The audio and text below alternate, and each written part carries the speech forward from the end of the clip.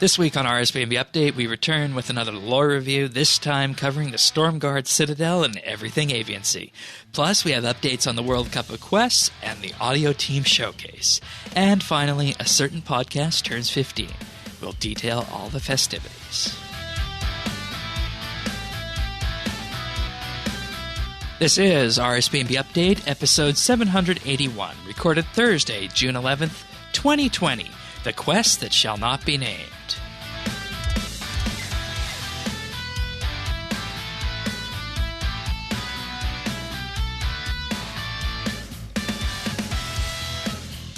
Hello, everybody, and thank you for joining us for another episode of RSBANDB Update. This week is, of course, a week that everybody's been waiting for. It is the time in which we get to cover the lore of the Stormguard Citadel. And, you know, I really liked our Infernal Source one, and we got great reviews from the people who listened to that one.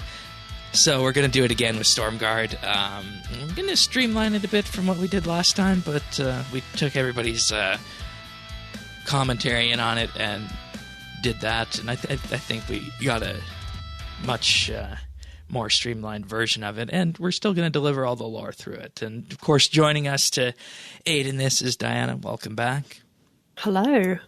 Sirion's also here to ask the hard questions, as he is each and every week. Hello.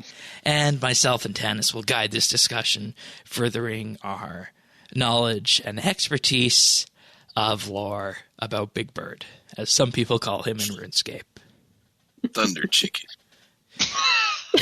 So we're gonna dive into the lore after the patch notes and whatnot. But first, I just have to I just want to actually just dance around a bit here, because this week's episode is a very special episode, and, you know, we made a decision to do the lore episode this week when I could have done something else that, you know, would have been a lot more nostalgic, and I'm going to try and do that next week for you guys. But this week marks the 15th anniversary of the first episode of RSBANDB Update. Oh, congratulations. And I always have to go back to this first episode because it was me and a guy that we met rune crafting. His name was Pika69. And we both had this idea, yeah, let's start up this podcast. It'd be, you know, the first RuneScape radio show, and it was.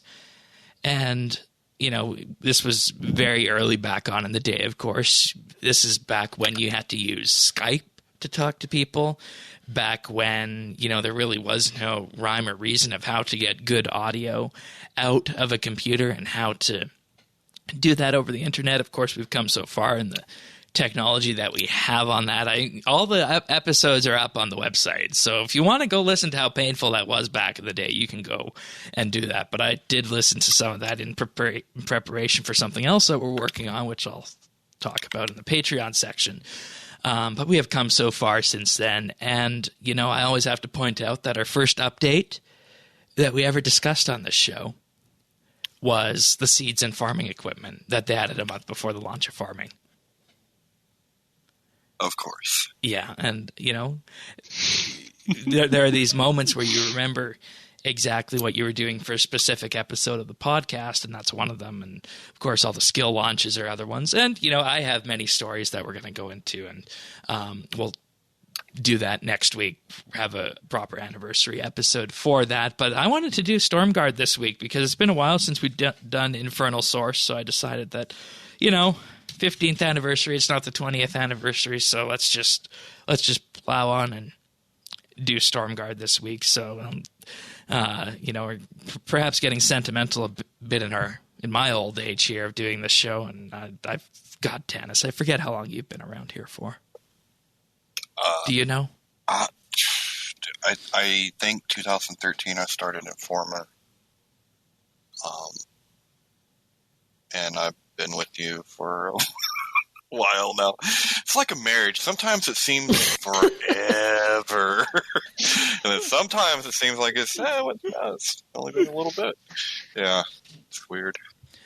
But I don't know. It's like 3 years, I think. Yeah, I think you started in 2017 officially, because 2016 was the weird year where we split that apart into 4.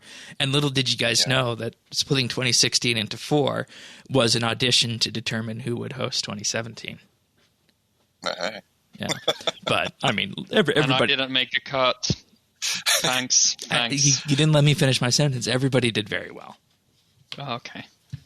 All right. Well, and I mean, Sirion's all. I mean, anytime we need him, here he is. So. Yeah, and you guys did a wonderful. You guys did a wonderful job hosting last year when I was gone. That was fun. Oh, that was so much fun. But I won't be going away again anytime soon because you know why. Because you don't have any friends. So, all right. What? Let us begin then. Patch notes. So we're gonna start off with the rather inconsequential ones that didn't ruffle any feathers. Then we're gonna end with the big kahuna. So in archaeology this week, the Blood Reaver familiar will now apply its passive ability to life point, boosting effects such as Ceridome Bruise and Rocktail. Have you guys ever looked into using one of these Blood Reavers, or does everybody just Water Fiend or bust? Water Fiend. That's I don't know. What? Yeah, I don't. What is see a the need Blood for 'em. Reaver familiar? The Blood Reaver is the that- one that deals 25% of your healing to the target, and yes, it's an ancient binding contract. Oh, I see. Yeah, I imagine that might be used for mid-level Slayer because that kind of makes sense on that front. Other changes this week: players need to no longer have completed the Throne of Miscellanea to travel to the Spirit Tree on the island, which is interesting because I thought you needed. That was the whole point of doing the quest, was to unlock the island, because you could only get there through the quest. But I guess completed implies that you could start the quest and just gain access to it and use the Spirit Tree. Oh, gotcha. Yeah. Okay.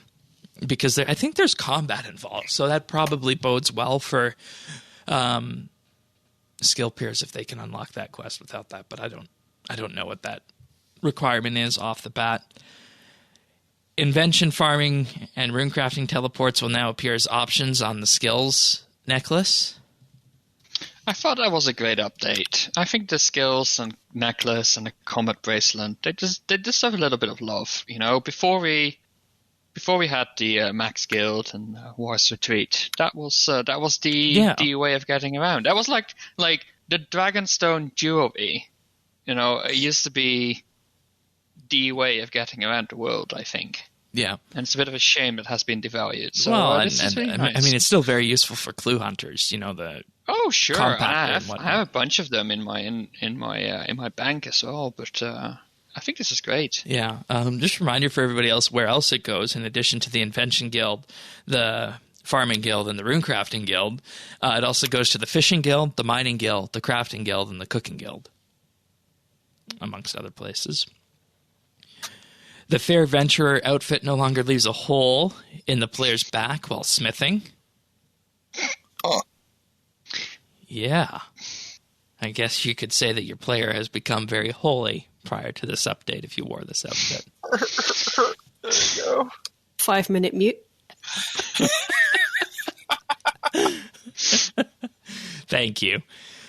Fixed an issue where rejoining the instance after logging out of the world would reset the spawn speed setting on boss instances. Doesn't really affect me, but good to know that's been fixed. And, you know, I think we might have noticed that back in the day when we were doing Vindicta, that it kind of slowed down after logging out. Darkmire's Anvil is now marked with the appropriate icon on the map. Speaking of this, does anybody want to do an old school episode of Update where we talk about the Darkmire quest that they got and compare it to RS3? Oh, it's made me want to play old school. Seeing all the hype about it, it looks really good. That and Song of the Elves, right? Yeah, it looks really good.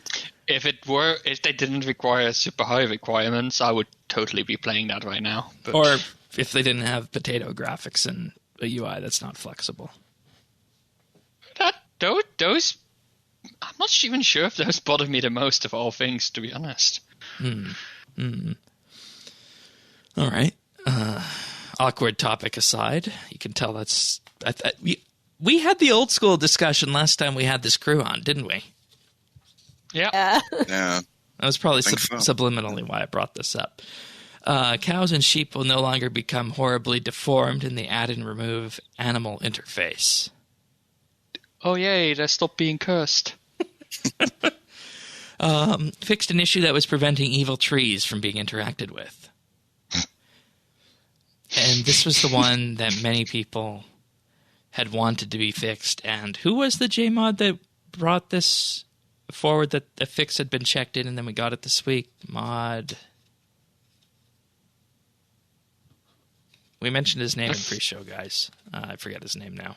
I'm I sorry. think Mod Orion was mentioned. Was Orion. in pre-show. There Yeah. we go. Orion.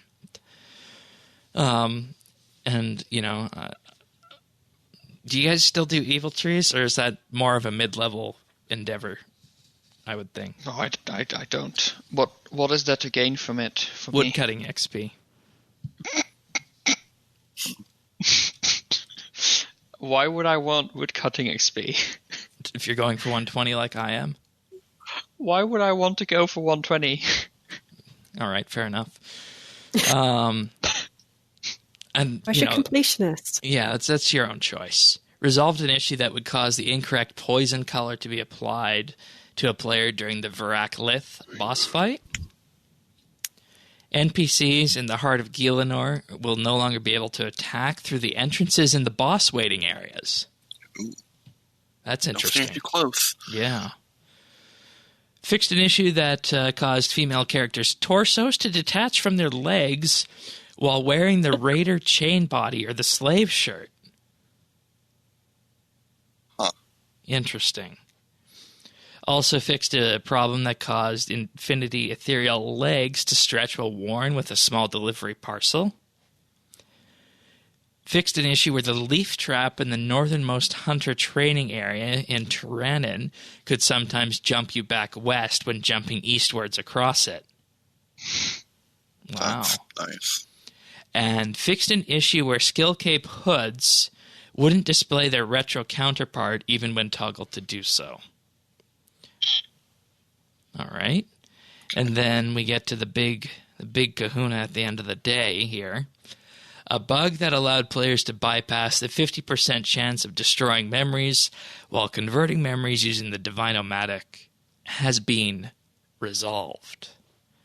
So, Shane, I Yes. assume you copied this. Did you copy this from the patch notes Yes, I did. directly? Yes, I did. Did you copy this from the patch notes directly within the few hours after releasing after the patch notes were released? This was copied today.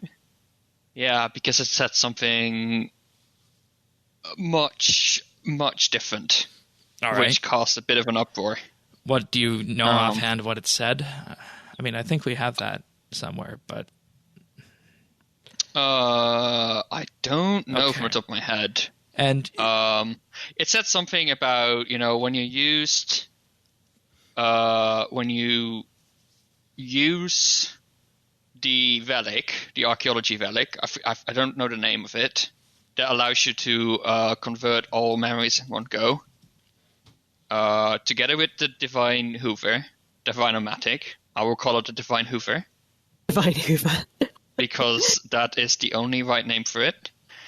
the Divine Conversion Relic is what we're talking about here. Yeah, exactly. So if you use those together, it will now destroy 50% of the memories. That's what it said. Right. Which, is what it's supposed to do. It's what is expected.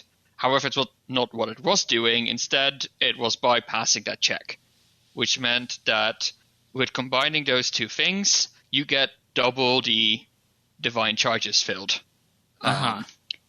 Which, of course, is a massive deal. So that needed to be fixed. All good and well, right? But the way it was phrased didn't clarify it was a bug.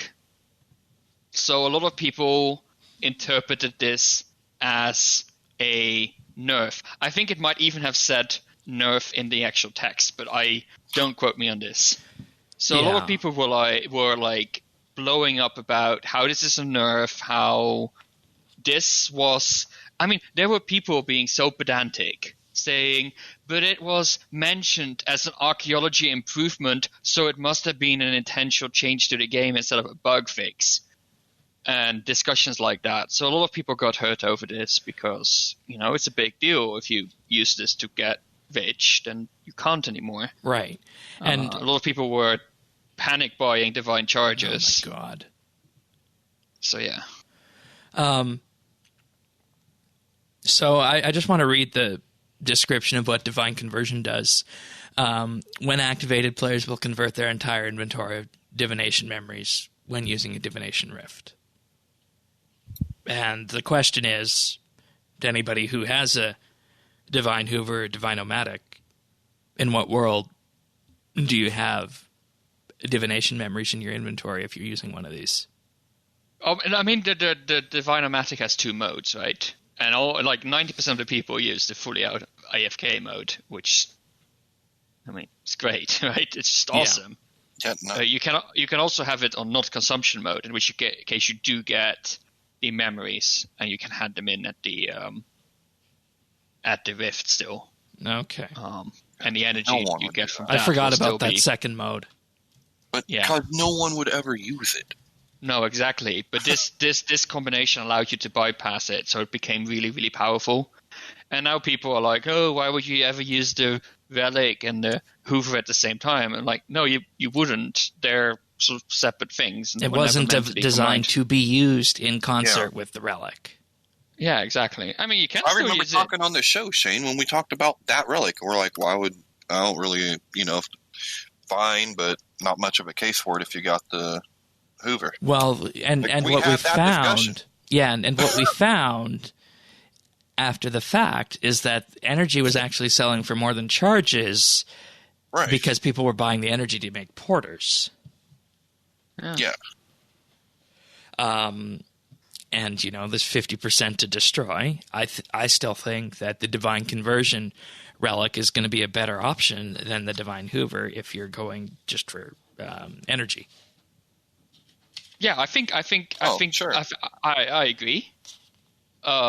It's just that the Divine Hoover is basically for the AFK, right? It's so easy. Yeah. So people will still use that as well. And this is awesome. This is one of these places where there's 2 ways of doing it, and they have different pros and cons. And I think neither of us thinks that one of these ways is not viable at all. Both of them are super absolutely. viable. All 3 of them are super viable. So it's amazing. This is exactly the balance that we need in skilling in general. So, all you people who complain about your favorite method being quote-unquote nerfed, suck it, because this is how it's supposed to be. Yeah, and I mean, if you're going for pure energy, use the Relic. If you're going for energy but AFK, use the Divine-O-Matic on its energy gathering mode. Or if you're just going for divine charges, use the Divine-O-Matic the way 90% of people do. Yeah. I mean, using the Divine-O-Matic where you still get the memories. You can use that to fill divine charges while also getting the XP thing for the memories. So it's a sort of a middle way between the 2 options. So yeah, I think it's great. I think it's one of the better thought out pieces of the game. So right, because and people are going to say, why is this a bad thing? But prior to this, if you were doing divination, you would want to have this Relic on all the time, and you would bypass this, and there would be one surefire way to go if you wanted pure energy, and that would be to use the Relic in concert with the Divine-O-Matic and not have this 50% category.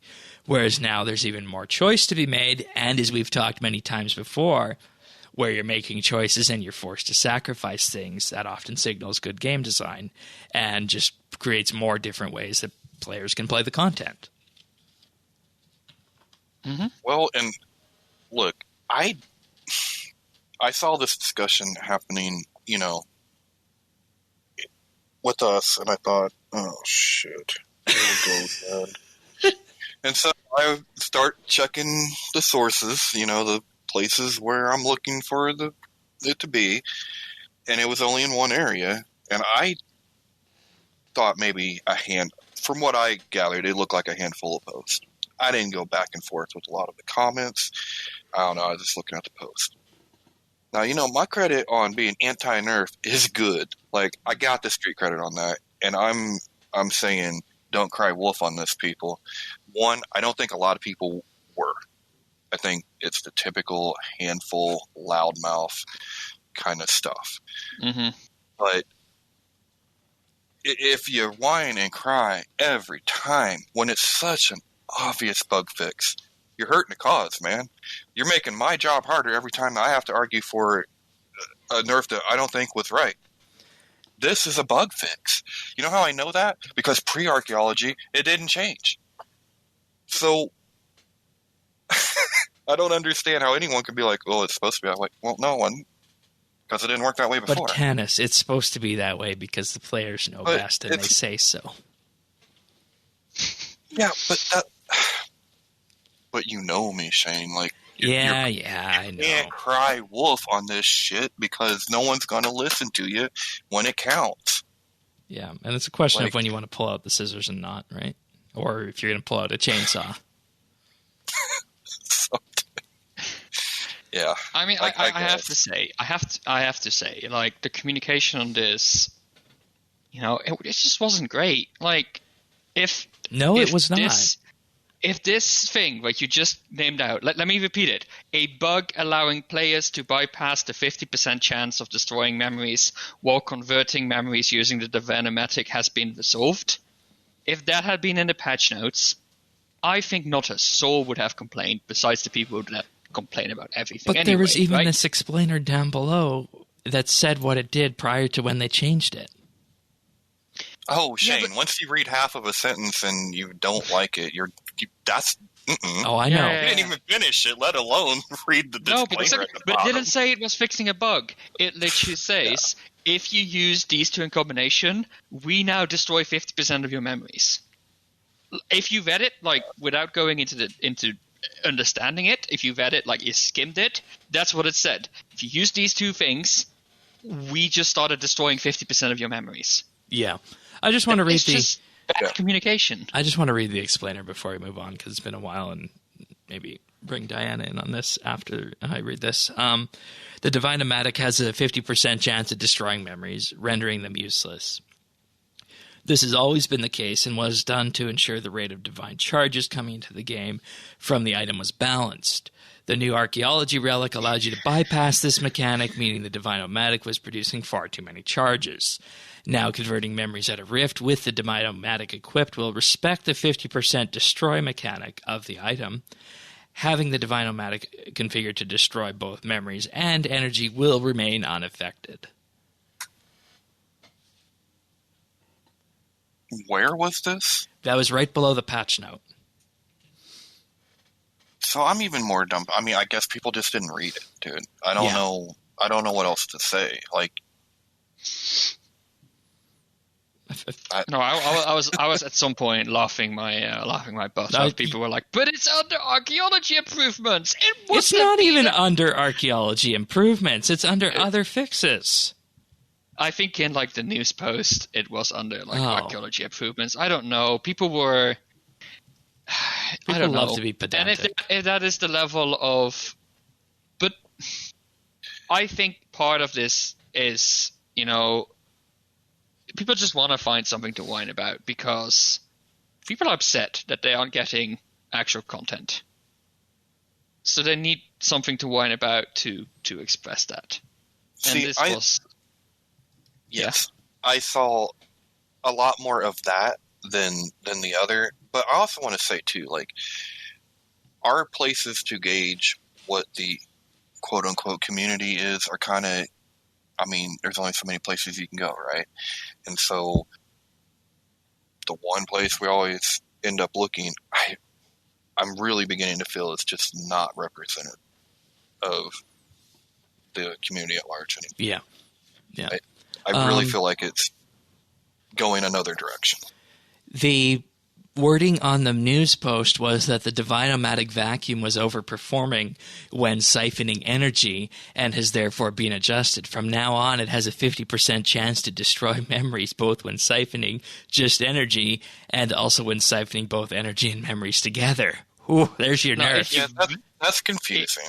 I mean, exactly. that's a little confusing. Exactly. That's like, I was like, oh, that's a bug fix, right? Because, I know how these things happen, and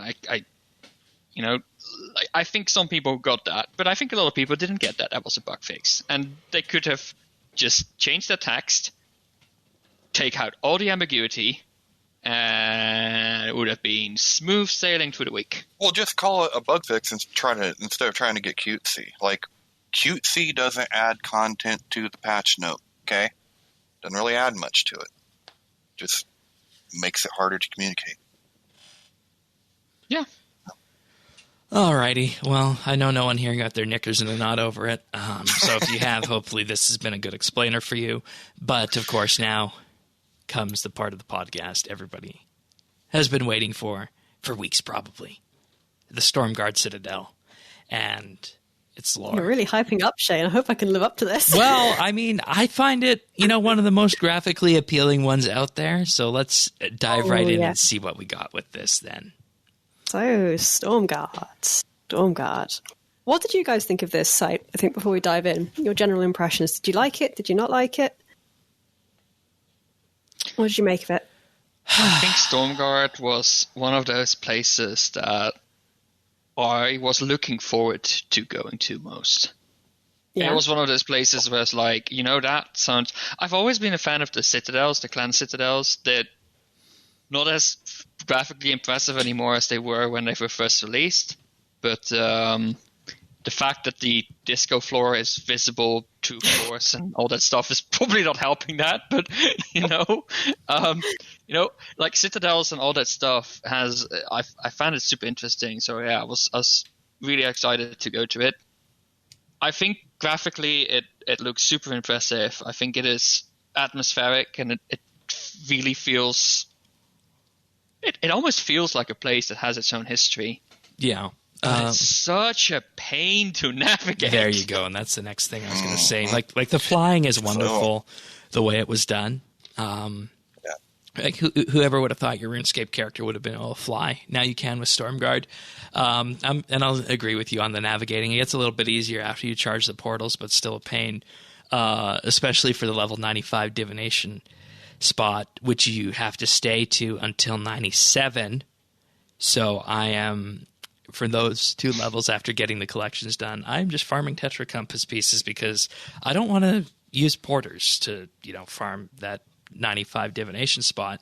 And the reason why, or I said divination, I meant archaeology. The reason why it's so painful is that you have to fly to one of the carts to deposit if you're not using porters, which is kind of a inconvenience. But that's really my only complaint about the dig site. But aside from that, I'd say graphically, I think Everlight's still my favorite graphically, and this is probably a second or a third. This was the one I was looking most forward to getting to, and somehow the one that I've spent the least time at. I think because once I got there, it was hard to navigate, and so I didn't spend a lot of time there. Like, I don't really even have my whole suit yet to go around, because the first few islands, I'm like, ugh. It's kind of a pain, and then I was able to jump past it, so I just went ahead and kept going, All right. What do you think, Diana? That's fair. Since you asked the question. It. Okay. I really, really love this one. I was looking forward to it because, we saw the previews of it, and I thought it looked really, really stunning, really pretty. And also, we know nothing about Armadillo. We know jack shite about Armadillo, so here's our first time to find out more about aviansie culture on Gillinor. What were they like? That's because we didn't get that quest that we have been promised. The quest that we're not going to name, because every time someone says the name of it, it gets delayed by 3 years. Yeah, so, exactly. We're not going to name the quest. Elemental Workshop 5? No, we're not doing this. We're not doing this. No, we're not doing it. So yeah, fantastic opportunity to finally get to learn a bit more about Armadil. And yeah, I think I've made up another notes page about it. And we'll have it linked in the show notes at the end of the day, update.rsbnb.com. So let's begin. It's Temple of Ikov. Who would have thought that would have been the place, right? Yeah, I remember in our little pre-skill launch lore summary thing back in March now, quite a long time ago now, I thought maybe there'd be a link to Temple of Ikov, the quest from 2002.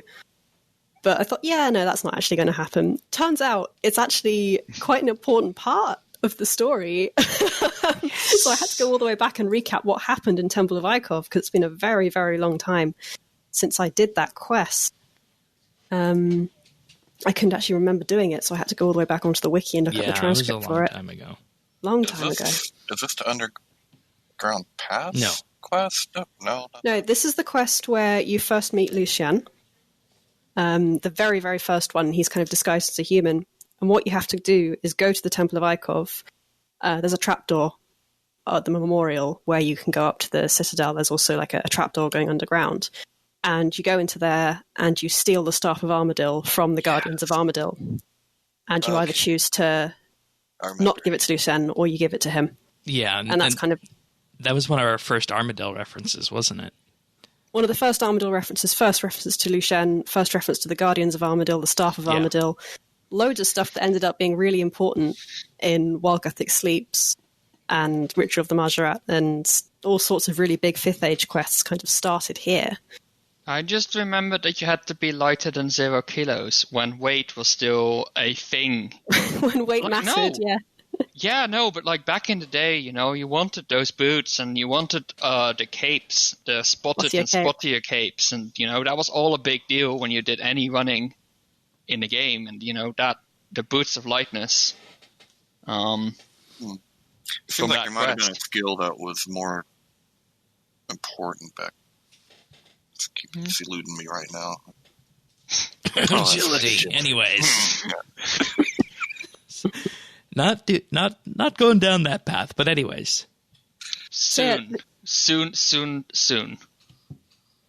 Yeah. That's all I'm saying. All right. So yeah, this is where you start. You can talk to Gika, I think it's how you say her name, who previously had an appearance in the Bird and Beast World event. She was known as the Golem Master, the Armadillian Golem Master. Right. So she's the site manager for this one. I haven't really come across her character before. I don't know anything about her, other than that she's an aviansie.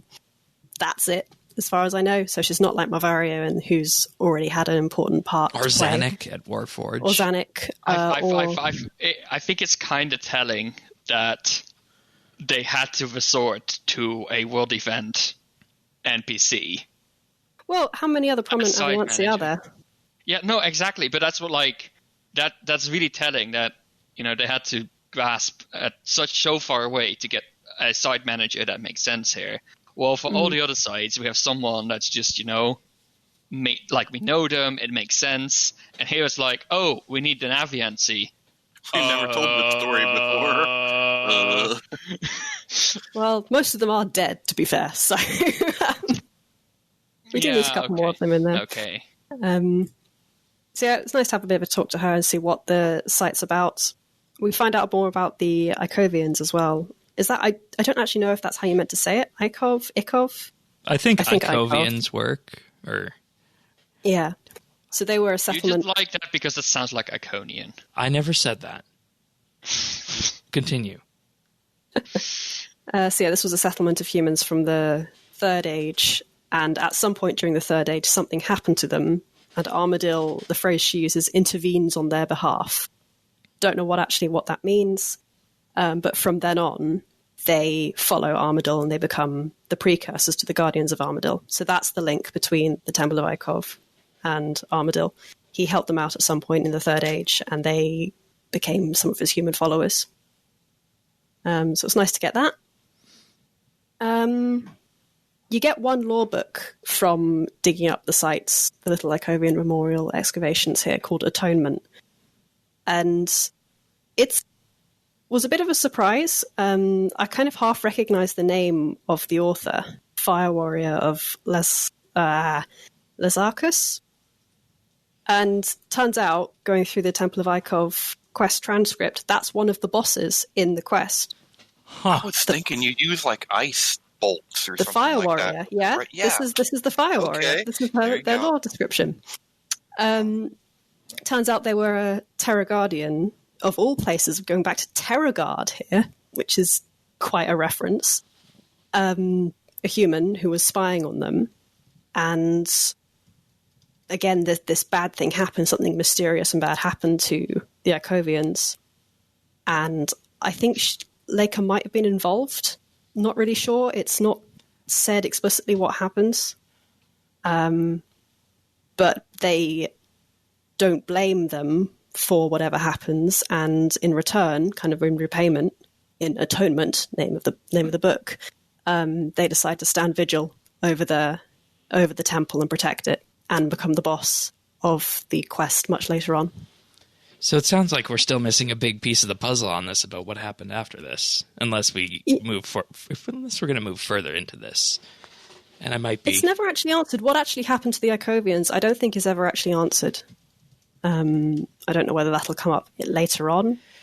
Kind of not in the dig site, but later on in the story. But it's never really explored further. Well, there's another quest line we could follow, but maybe it just wasn't important.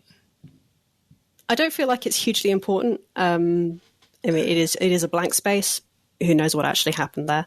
Because going back, I think what Temple of Ikov is remembered for, of course, is Lucian and the Staff of Armadil. Mm-hmm. And then I think the next time we see Lucian after that is while Gothic sleeps, right? Yeah, and by that point he's recruited Mavario. Yes. To be his goon. All right.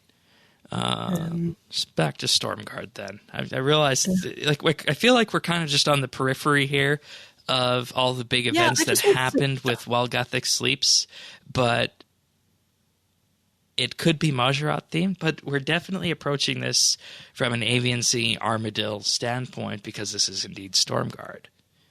Yeah, and that was weird to me at the back in the day too. Anyways.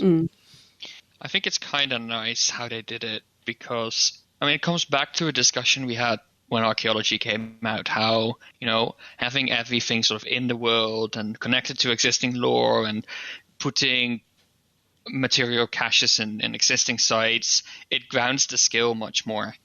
And I think if they had gone with a pure aviansie story here, it would not have had any ties with existing lore because it is so unexplored. It's very unexplored territory.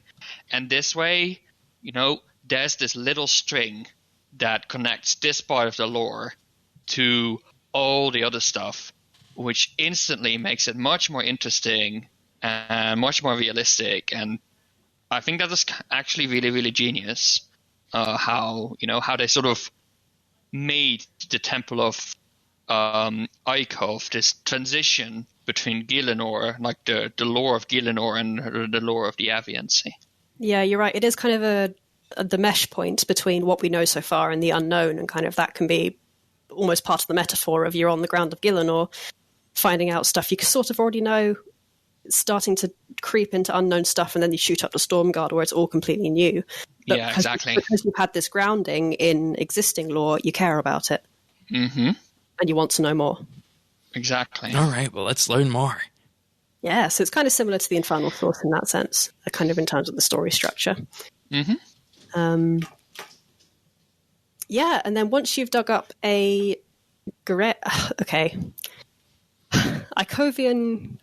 Gerej, I'd say. That's the way I'd say that. It's a Mongolian word, and I know nothing about that language, so I can't pronounce it right. I'm very, very sorry if I do mess that up. But once you've dug up that kind of gives you a pass to head up through the portal to the Stormguard Citadel itself. And up you go. Again, I mentioned this with the Infernal Source, where for their big reveal, they use the camera angles to really emphasize the wow moment. And they do the same thing here. When you come up from the portal, your camera's facing down, as it usually is. So you come up and you pan around, and that's when you get this amazing skybox. These huge purple clouds swirling around, and the sunlight striking through it all. And the trees blowing in the wind. The wind is such a really nice touch. Like, so, go on.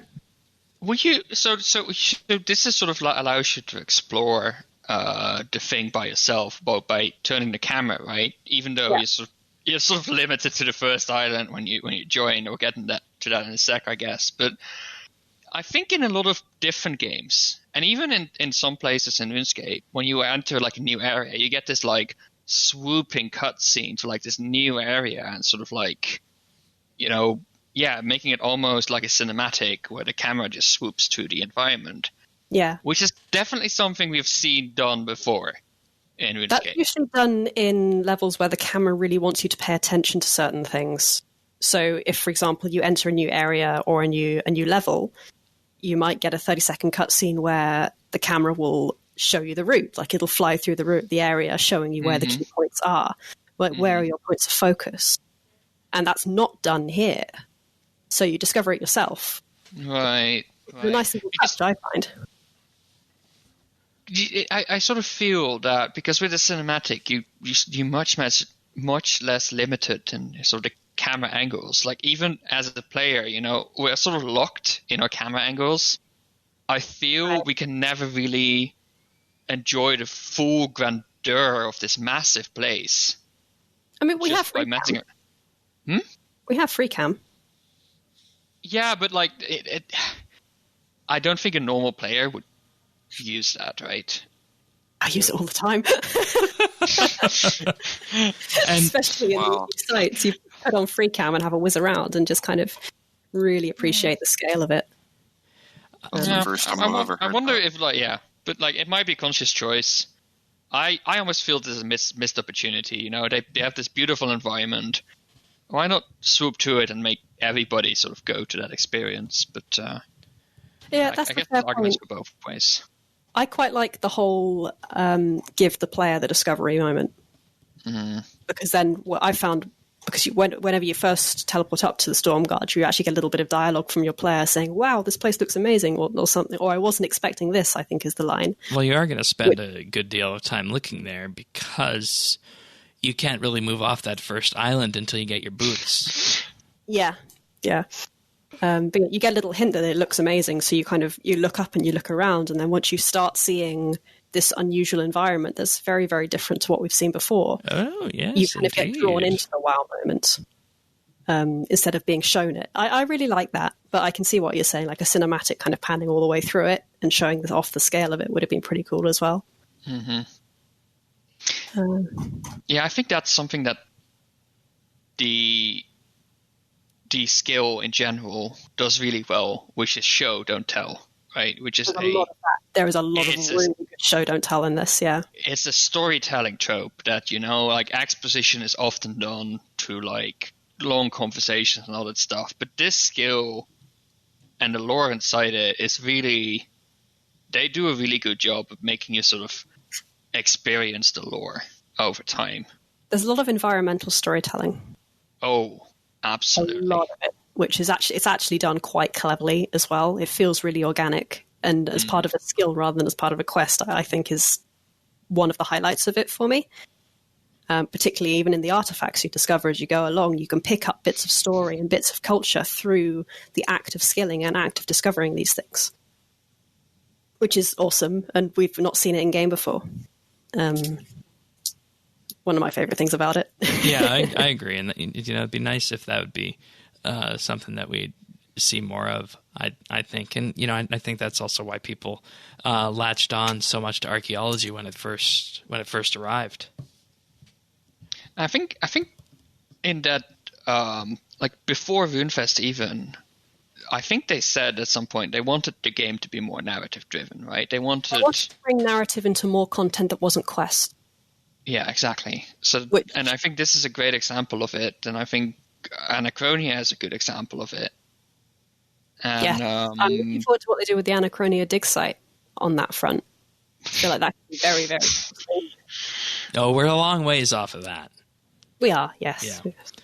All right. So where do we go next for lore? And I mean, this is, you can imagine, a bit of a walkthrough of Stormguard. We get to the main area, the central what I'm going to do island is there. kind of go island by island in order of level.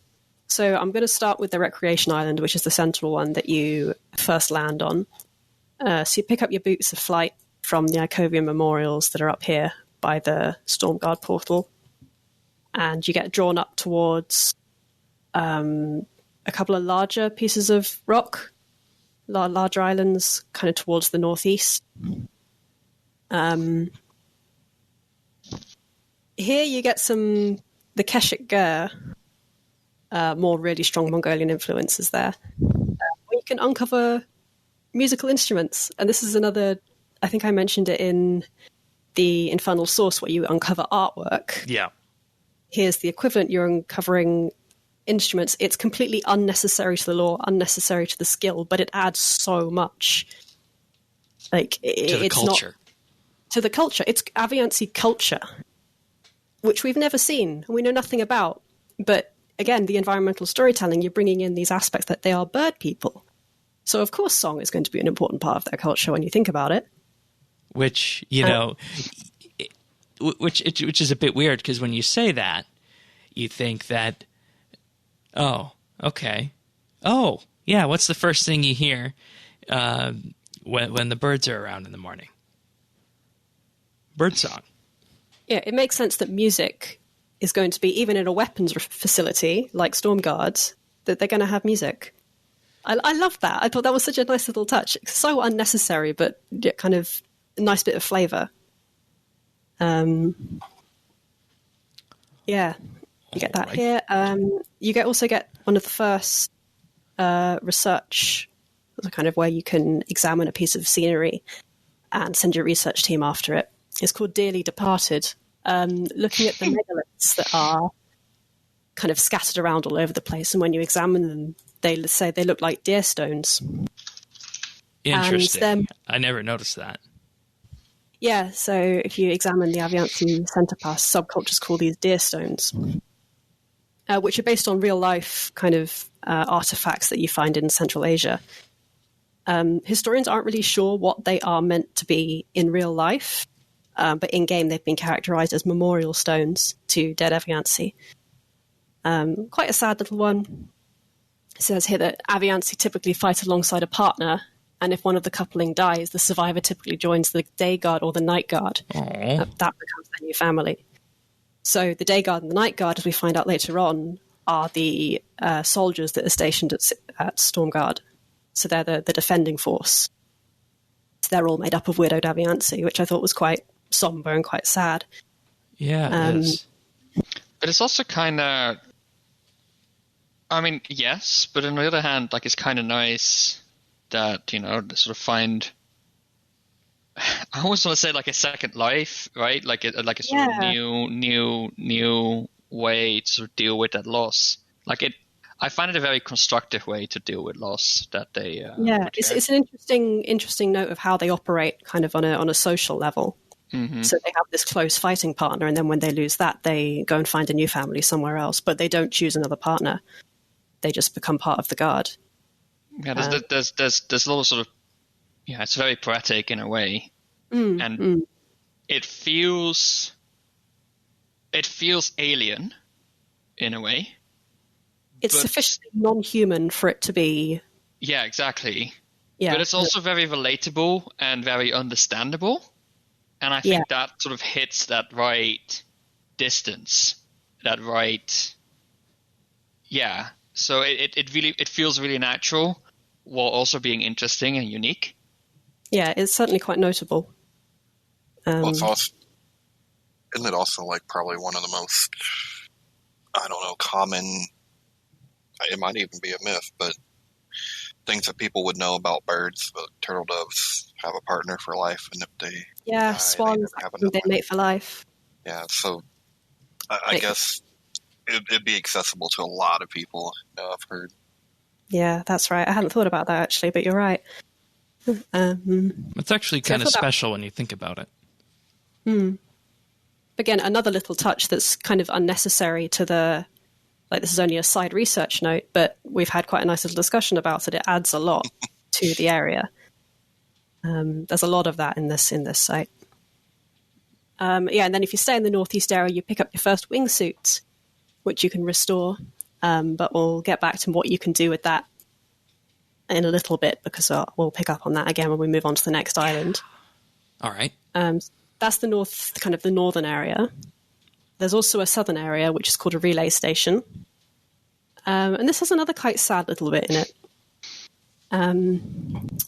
So what you can pick up things from the tailory debris here. So again, it's birds. They're going to be all brightly coloured and peacocking around. So you can pick up kind of headdresses and parasols and nice little things like that. If you pick up a dream coat, an aviansie dream coat, you can restore it and take it to Armadil, who's at the top of his tower south of Falador. I think if you've finished Endgame, he's back there.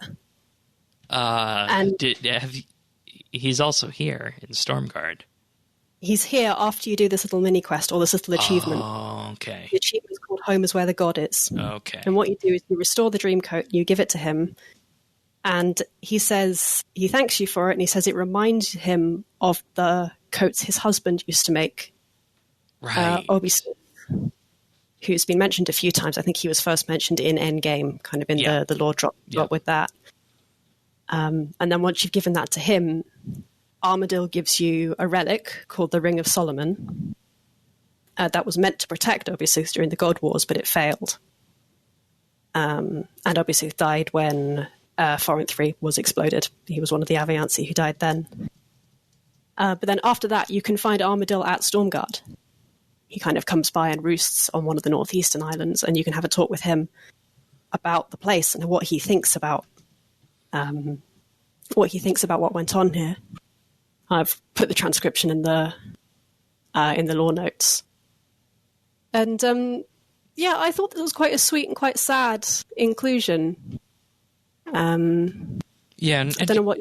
I think that's one of the bigger pieces of Armadillian lore that people probably wanted to hear about, is that we got that little nugget on the edge about Armadil's husband at the end of Endgame, like you said, but nobody really had the explanation gone further of what happened to him or where he is now. We knew that something bad obviously happened, but now we got the full picture here.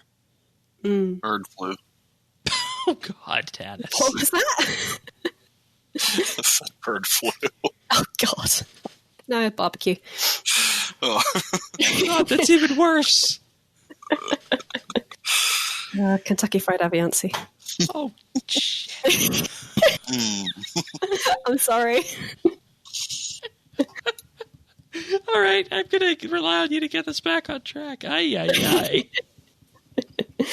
But yeah, the conversation you can have with Armadil here, or at the northeastern island where he's roosting, and he looks fantastic when he's roosting here on Stormguard. It really suits him and suits his design, his gold coloring. I thought he fits so nicely in there. But it's quite interesting because Armadil's the god of justice and has kind of in the past been portrayed as this. He wants peace. He's not really a big warrior. He's not really a war maker, despite what happened in Bird and the Beast, which I thought was interesting characterization for him. He ended up killing another god. Not many of the others did that. But it's kind of how he was... What was that, sorry? I said don't screw with the quiet ones. Don't screw with the quiet ones. They'll turn you to stone. But yeah, he says how it started off as a kind of civilian headquarters. They were trying to make things that would benefit the Aviansie and benefit people on Gielinor. And then as the God Wars went on, it became focused on weapons development. And kind of through necessity, they engaged in tech advancement for war. And that's exactly what we see in real life too.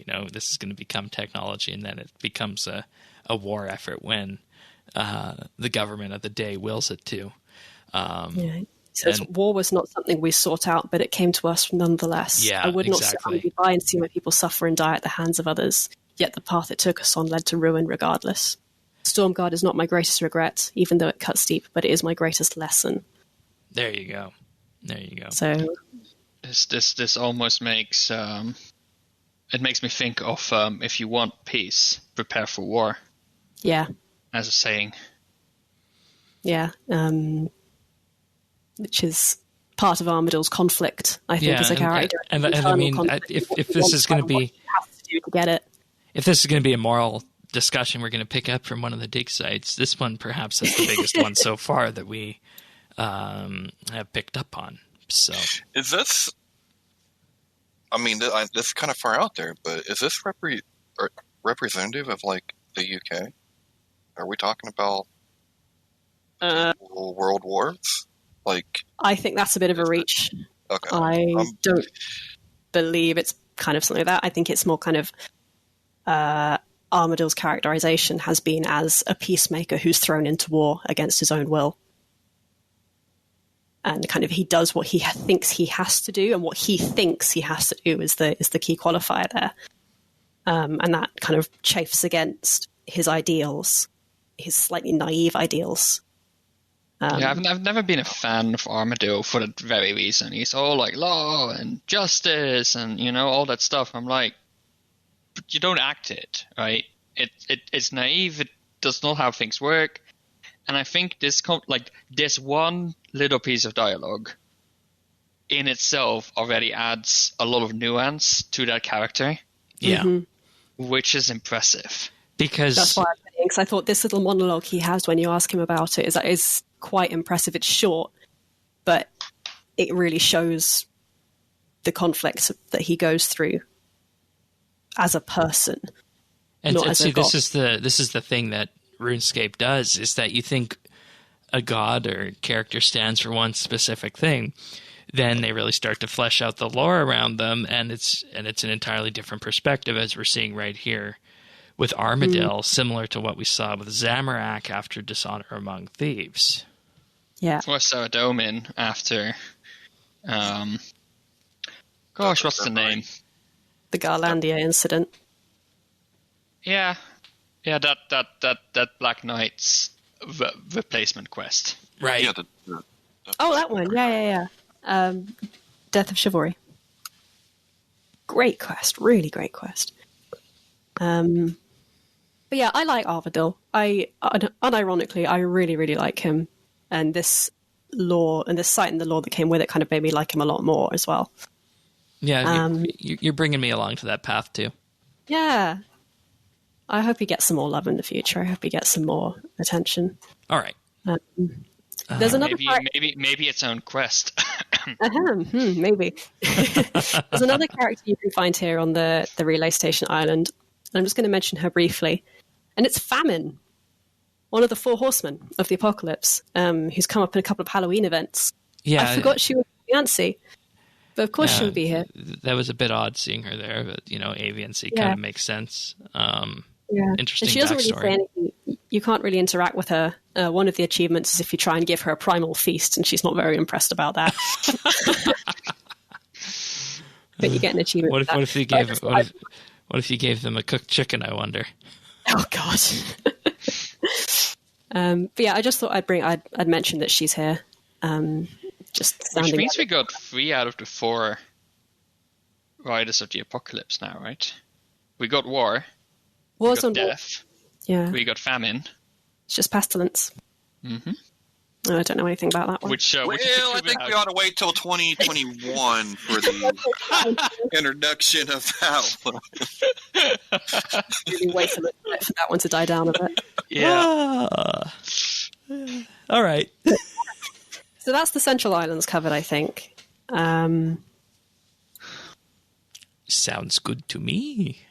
Yeah, sounds good. So at this point, you get to fly. This was one of the highlights of the entire skill for me, and I don't know whether people think I'm exaggerating for that. I don't really care. Getting to the edge of this bridge and having that really awesome little transformation emote where you equip the wingsuit, and then you're flying. Did you play the song? It did go through my head. I totally did. I'm like, One, I mean, I personally just kind of take it away from the game for a moment. I love flying and flight just as a person. So this was a really huge highlight for me. Getting to look down and see the map, see Ardoyne, see the Manor Farm really far below. Yes, and that's something we need to say is that, initially I thought maybe this is some generic area, but after piecing it together, yeah, you can see Granny Potterington's house. You can see that. Yeah, and I said, and Sirion, you and I were talking about this, and I said, it's not aligned properly. And lo and behold, a couple weeks later, they rotated the box so it was actually aligned to the right compass directions on that. Yeah, so. It was flipped for the first time for the first couple of weeks, but it's now the right north-south orientation. Which is absolutely amazing when you think of it. And, I mean, hopefully, I wonder if that would persist if you had low view range turned on. I don't know. I think so. It's just a skybox. So there's no geometry back there, right? Okay. It's literally... paper, really. Yeah, like, basically, whenever you are in the world of RuneScape, you are always in sort of a sphere, like a little ball around you, and on the inside of the ball there's basically a texture like a painting, and that's your skybox, and that's always there no matter your view distance. Yeah. All right.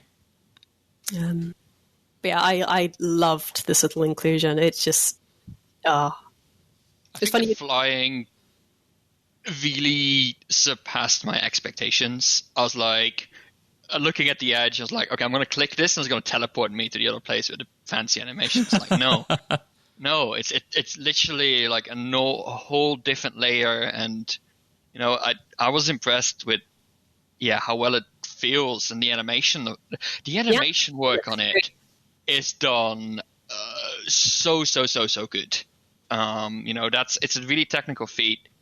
And this is like one of these things that, it makes Stormguard stand out as dig site, right? It's the feature of Stormguard, and I think each of the dig sites sort of has its own really unique identifying feature, and I think the flying is the one that sells it for me for Stormguard. I really want to know, kind of from a technical point of view, how difficult it was to do the mapping between the islands, because it's 3-dimensional. Kind of how you travel between them and how you deal with different people's flight paths. Like, how hard was that to put together, or how did they even put it together? Because I think it's quite new to the game. Yeah, because previously you'd only be able to walk on ground. Like, is it the same as walking on ground where you have kind of the set limits, or is it more? I would think so. Yeah, I think literally they split the map in two. Well, it's all ground, right? Whether you're on the island or in the sky, it's all just walkable, basically. It's just that you can't get from the ground to the air bit because there's blocking in the way. The only way you can sort of transition from one area to the other is it's like an agility shortcut, except for on the other side of the agility shortcut, your walking animation is replaced with a flying animation. Yes, exactly. Okay, right. Yeah, that's how I expect it to be done. That's what I think. There's nowhere where you can like fly under a bridge that you can also walk over. Like there's no crisscrossing of that. If you look at it, it's all still, you can map it all to a flat plane. So and that's linear. Yeah. It's still super, super impressive and done super smoothly to hide the fact, but yeah. It's funny I remember when we were talking about Infernal Source, I think we had a brief discussion about the walk markers. I found them so helpful for navigating around Stormguard when flying around, because it really makes it obvious where you're going. You sort of lose the sense of direction with no geometry to gauge yourself against. Is you don't really know where you're ending up. I just loaded it up with low view range, and you can still see the ground down below on there. That's cool. That's really cool. You didn't trust me, Shane? Oh, no, I wanted to do that, and I wanted to see how it would perform on mobile, because I haven't gone there yet on mobile. Nice. And, because, I live in an era right now where the mobile client works better for me than the Mac OS client. But that's a topic for a different time. Oh, nice. But yeah, flight looks fantastic. You go past this while you're exploring around, you go past this weird-looking gravitational core, and this is what's holding the site up and together. And it's the beginnings of the introduction to advanced fantasy tech, which you then come across later on. And you start to pick up in the lore books. You discover kind of from here on in. So I think, the next main island is the Northwest R&D site. So let me just land there. I'm in game at the moment, just flying around. All right. If you give me a couple of seconds just to land. And this is also where we get one of our. Are we? Do you want to do a geography first and then cover the lore books, or do you want to cover the lore books as we move through each island? Let's cover the lore books as we go through each island, because you pick them up in the different excavation sites. So there's two you can pick up kind of on these levels. The first one's called The Spy Who Loved Metal, and it's a three-parter chronicling the efforts of a spy to steal different kinds of metal from the other god factions in the God Wars. So I think the point of this one is to add in some... I approach these lore books thinking about what's the point, what's this adding to the lore, what's this adding to the skill, why are they talking about this? And with this one, it is to illustrate the tensions or alliances or just how the different factions are viewing each other at a particular point in the God Wars. It's kind of a snapshot of the conflict or lack of it. So in this case, there's kind of a tenuous alliance with Saradomin because some Icovians have been invited to the Dominion Games at Everlight, which is kind of the parallel to the Olympics, which I thought was quite an interesting thing because they are kind of working together but not really trusting each other. So it's kind of a surface level alliance. Armadil and Bandos have never got on. I think Nope. we know that well. So the spy posed, interestingly, as a Saradominus supporter to get into the Warforge to steal Warforged bronze, because we know that Saradomin and Zamorak both bought mercenaries off Bandos for their own conflict. So we know that they were in contact even if they weren't actually allied. And then the spy infiltrated the source, infiltrated the infernal source as a cultist to gather hellfire metal. Kind of a bit of talk about demons there as well. Who? I just want to ask this question. Who would have ever thought that it would have been the aviansies who would have been running the spy program? I mean, Isn't it? the little birds, right? surveil. Little birds are like the spies. Well, I mean, So but They're do we know sneaky. if they're little birds or if they're all big birds? They're big. Aviansie. Okay, Yeah. this is a kind of a side note. Aviansie are fucking terrifying, and bleep me out if you think that's like inappropriate. Well, yeah, and see, that's the thing. Why I was wondering. I've never seen a little aviansie. You do get a couple of them, and that Howl, actually, we'll get to his concept art at the end, but Howl's a little one. But they are 6 foot tall, predatory, man-sized birds. They're mostly carnivores. And they're just flying around. Can you imagine how scary that would be? Oh, If yeah. you're just out and about in the third age, you're like a farmer, you're a peasant, you're looking after your sheep. And this 6 foot tall peregrine falcon style thing, like look at Armadil. Yeah, he's a hawk, he's a hunter. There's actually a theory that back in the day there was a bird that, and this was a long, long time ago, we're talking many thousands of years ago, that inhabited New Zealand that was of similar size that actually preyed on small children. I think that was the precursor to the rock legend, as in ROC, rock. Yes. These enormous Yes. eagles. Yes, exactly. Similar kind of thing. Like when you think about that, how scary are Aviansie? Right. They're terrible. I mean, the Australians lost the war against emu, so Yeah, and they can't even fly. and they can't even fly. So yeah, no, that's fair enough. And it's important to Can we- remember also that birds can be flightless birds Yeah. too. So, Can we take a second to appreciate the reference in this lore book, though, to a great it's a James Bond movie, isn't it? yeah, The Oh, Spy so Who it's Loved funny Me. that The Spy Who The Loved Me. Spy Who Loved Me. Yeah. There's a lot of those. There's one reference later on that kind of hit me like a sack of bricks when I was doing this note. So I thought, how did I not notice this first time? Mm-hmm. But yeah, The Spy Who Loved Metal is a reference to A Spy Who Loved Me, which is an Ian Fleming 007 book. Yeah. But yeah, on this law book also introduced the idea of they're gathering metal for something. We don't know what it is yet, but that's kind of laying the groundwork for a bit of the later storytelling. So that's that law book. You can also start picking up a second one from the Northwest R&D site called A Study in Aether. And this is where Howl is properly introduced. And Howl, I think, is a reference to Howl's Moving Castle. So Howl's Floating Workshop, Howl's Moving Castle. I think that's the reference tie-in there. And he's this mysterious, described as an alchemist. I'd characterize him as a scientist and inventor, but I don't think science is really a thing in Gielinor. So they would use alchemy, which historically is the correct word for what science used to be before about 1830s was when science became a thing. So yeah, he's an alchemist. And you get a series of different project notes talking about what he's been working on and kind of more information about Stormguard and how it's protected and what they're doing here. I just love the names for all of these ones, and these are all different pages. Each page details a different one, and I'm just going to run through them, and I'll let you talk about the details. But I just love the names of the projects. Projects Blackfire, Projects Night Howl and Hawkeye, Project Karina, Project Talon, Project Woodpecker. Yeah, they're great code names, aren't they? Yeah. So yeah, each one talks about a slightly different thing. So Blackfire is talking about an explosive lance. So you've got this kind of spear that's got an explosive on the end. You fire it, you stab someone, and it explodes when they hit them. I want that. Pretty nasty, yeah. It would be a cool weapon in game.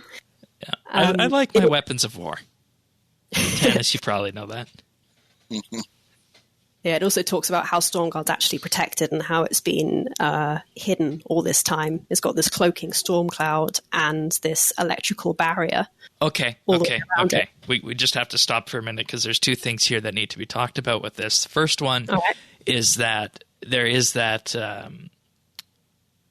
electrical barrier around the edge of Stormguard that if you attempt to fly through it, you can't fly through all the, I guess you could call them, I want to say pillars, but they're not exactly sitting on the ground. They're floating in the sky. You need to upgrade your wingsuit for that to be able to fly through those.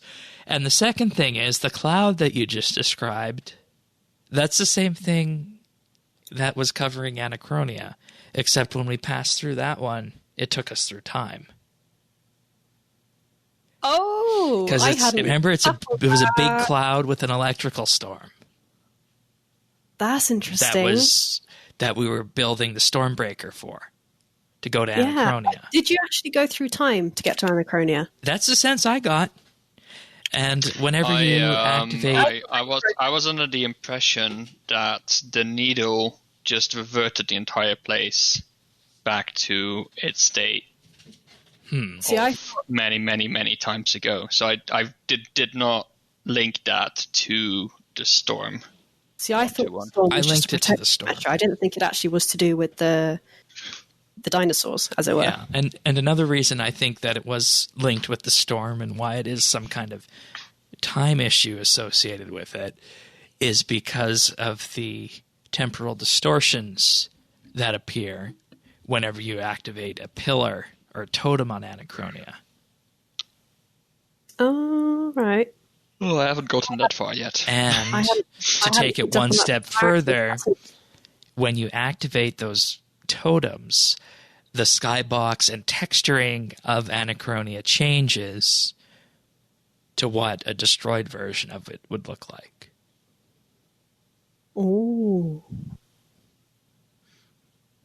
Oh, maybe that's something to look out for then in the near future. Yeah. Yeah, that's exciting. Or maybe we will get that quest. Wow. Yeah, I'll make those a are note of the that. same temporal distortions that appeared in Desperate Times. Times. Yeah. Anyways, I wonder if that's anything to do with the cloud around Stormguard. There's no mention of anything to do with time around Stormguard, but maybe there's a connection with the cloud and electrical is what ticked me off on that path. But anyways, continue. Project Night Owl and Hawkeye. So yeah, Project Night Owl and Hawkeye, they were quite interesting for me to read. It's basically the development of flight goggles and telescopes that look beyond visible light. So Hal, being an alchemist, he says he adds fire to a telescope to give infrared vision, to give looking at heat. He says adding air gives the ability to see through solid objects. And adding quintessence, which is kind of a classical fifth element. You got air, earth, fire, water, and quintessence. I thought ether was It's the same thing. fifth. It's ether. Yeah, It's the same thing. I see. Which was kind of thought of before the idea of a vacuum was known. Yeah. It was thought that space, or the cosmic space above Earth, was filled with quintessence or ether. And it's kind of characterized in Gielinor as this kind of magical element. So you've got the four natural elements and a magical one. But yeah, that gives night vision. So you've got a nice bit of fantasy science here and kind of fantasy spectroscopy almost, which is awesome. I like that. Kind of high-tech stuff that's very, very different to what we've got in-game at the moment. Really ahead of its time. And you got to wonder what it's going to be used for. And, you know, this might be a red herring, but you remember in the archaeology trailer, it ends with the slogan, "Dig Deep, War is Coming." Yeah, what are we going to find here? Exactly. What are we going to use later on? But yeah, then look to Project Carina, which is talking about the development of the wingsuits, using quintessence to form a mobile power source, which I kind of interpreted to mean a battery. To Which develop. this is starting to sound, because I know where this is going. This is going to Ancient Invention. It's almost starting to sound like quintessence or ether has the role in all this invention stuff as what anima does for invention nowadays. See, it could be like that, because I don't think anima was accessible in the same way it is now in the 6th Age. Exactly, because only the anima released when Guthix died. Yeah, when the rifts opened. Mm-hmm. So maybe this was what was used as the power source before then. Exactly. Or maybe it is the same thing, just by a different name. Could be. There's actually no telling. Yeah, it's unclear at the moment. Well, then why would they call it a fifth element? I mean, I guess you could say that. But anyways, yes. Yeah. So yeah, Project Carina and Project Talon about developing the prosthetic wings. Project Talon is developing them for combat, which kind of Hal sounds a little bit reluctant to do. He says, "I try to explain that the suit is best suited to provide mobility to the less fortunate, and is not suitable for combat functionality." He reassured me that it was only for defensive purposes.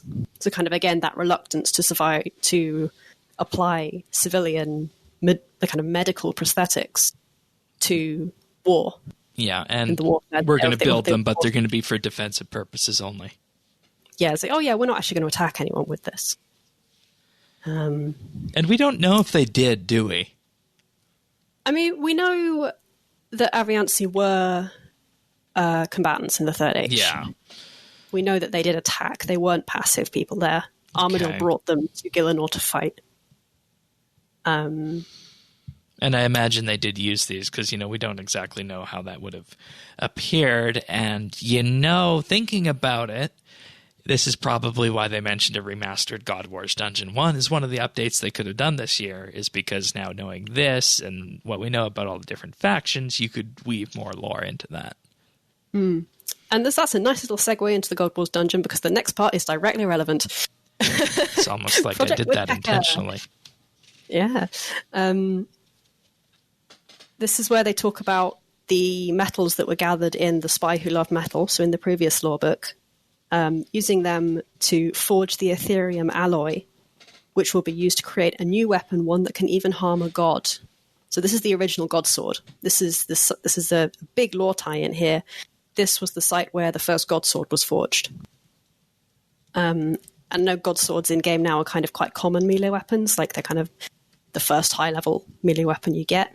Yeah. But in the story, the first one was made kind of towards the end-ish of the Third Age, specifically to kill Zamorak. Yeah, and we haven't got there yet, us level-wise, but at level 112, there's something called a prototype God Sword that you excavate from Stormguard. Yeah. And the prototype God Bow, I think, as well. Yeah. So this was the research facility that came up with the weapon to kill Zamorak, who was kind of threatening to destroy everything by that point. But what happened was whenever so I think by this point Bandos, Armadil, and Saradomin had kind of loosely banded together against Zamorak because they had to try and stop him somehow. Armadil's scientists made the weapon and tried to deliver it to their allies. Zamorak heard about it, and kind of his forces disrupted this.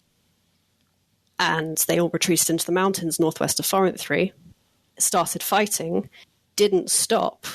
Eventually all four armies turned against each other, and that's how the God Wars dungeon came to be. So this is the direct tie-in to, the first God Wars dungeon. And again, sort of this great, isn't it? Like you start with the Ecovian stuff, which leads us into something completely new, and it goes in a completely different direction with this metal and the ether, and we never heard about all of this. And they somehow make it come full circle to the God Swords and the God Wars dungeon, putting us right back, literally with both our feet on the ground. Which is, it's, if you think about it, I find it hard to believe that when the first God Wars dungeon came about, that all this lore existed. It probably didn't. So having that all tie in and tied up really, really nicely, we talk about how amazing the skill is, both from like a mechanical perspective and storytelling perspective, but purely looking at the world building and, making this all make sense. There was a lot of effort put into this. Like, this is not something you do for free. Like, a lot of time goes into this. There's probably a lot of iterations of this and a lot of story brainstorming sessions that went into this to make it so self-consistent. And that, to me, is a good fantasy world. Like, obviously in fantasy you can do whatever you want because it's fantasy, but the world you create has to be self-consistent. Otherwise it's never going to stick. And verisimilitude is super important. Like, even if you don't go into all the details, like, I bet you that even the people who wrote this don't know all the details of this story, right? But they made it in such a way that, even if there's gaps, and even if there's lore gaps or things that are inconsistent, as long as they're not super blatant, we are willing to become part of this fantasy and forgive them for this. And that's the suspension of disbelief, kind of tricking the reader, or in this case the player, into suspending their disbelief for long enough and to such an extent that they accept your world. It's the hardest part of fantasy writing. And they do it so well here. Yeah, they do it pretty well in this skill, which is just and while we were incredible. talking about Aetherium, remember there's also an Aetherium outfit that you can get from the Artisan's Workshop at 100% spec. Aetherium armor. Yeah, that was one of the... Yeah, by the way, it was one of the rejected designs of what Masterwork could have looked like, so they put it in as a cosmetic after the fact. Be interesting to see how it all kind of ties together with Stormguard. Yeah. So yeah, that's the study in Aether. Don't know whether you want to talk about that a little bit more, if I can hop on to the next. Yeah, let's move on to the next one. Next part. So the next one you get kind of if you're going up the levels, it's basically specialist research from here on in until you get to How's Workshop. So if you go to the Southwest R&D site and you've got the right wingsuit, I think it's the level 3 wingsuit, you can kind of fly around the back of it and find this war golem arm kind of suspended in midair. Huge arm. And you can examine it to discover the Ethereum Giant, which I think is an Iron Giant reference. Brilliant film, by the way. Makes me cry every single time. And it says, the Stormguard Citadel appears to have been some sort of secret testing facility, not solely for weapons, but no doubt that during the God Wars, weapon development was a primary concern. So, we know Armadillions made golems. We know that they use them in battle, and golems are kind of traditionally animated, inanimate objects. I don't want to say they're robots, because that's slightly different. They're not robots. They kind of come from Jewish folklore, and they're traditionally made of clay. Interpreted here as huge, semi-sentient, mechanical things. Yeah, and we had one of those in the past in the desert. Yes, the golem at Uza. Yeah.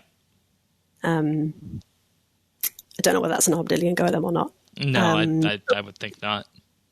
Yeah, but we know that this was something that they specialize in, the Armadillians specialize in. But look at the size of it. It's huge. Kind of gets a hint of the kind of scale of the research and the weapons facilities they were trying to build here. Massive things. I'm just trying to compare my player model size against it. It's easily, 6 or 7 times as tall as you are as a character, and that's just the arm. Like, whew, that must have been huge, like the full thing. But that's all you find on the Southwest R&D site. The next research is at the Night Guard Tower, and I know we talked a bit about that previously, the Night Guard and the Day Guard. Yep. This gives you a little bit more fluff about them. So the Day Guard and Night Guard Keshik warriors were seemingly stationed at Stormguard, in part to protect its scientific inhabitants should the external lightning cloud shielding fail, but also to test out various experimental weapons. So kind of there's your explicit lore conclusion about who they were and what they did. I want to know what the weapons were. So they were briefly mentioned. One of them was briefly mentioned in the Explosive Lance, like Project Blackfire. Yeah. But I assume there were many other different weapons, that were being developed and experimented with here. Mm-hmm. Would be cool to unlock some of them, but don't know if that'll ever happen. Yeah, and what kind of ramifications that would have and the like. Yeah. But once you've got all that research, you can go up a level. Sorry. So if you fly back round to where the gravitational core is, you can interact with one of the shards, and it takes you up into Howell's workshop. I think you need another Jerash for that. Yeah, you have to unlock a Stormguard one. Yeah. One of the research gives it to you. I forget what the exact name is on there for it, but you can get it without needing to do any excavating at the 95 site, because that's where it comes from. I don't remember the name of it, unfortunately, but it's relatively easy to get. Site. Yeah. But so up here, you get into the kind of the peak of the skill, which is Ancient Invention. Howell's Workshop. Howell's Workshop and Ancient Invention. And for people who haven't seen it, I've just seen you in game. Oh yeah. I'm doing it all on mobile, by the way. Nice.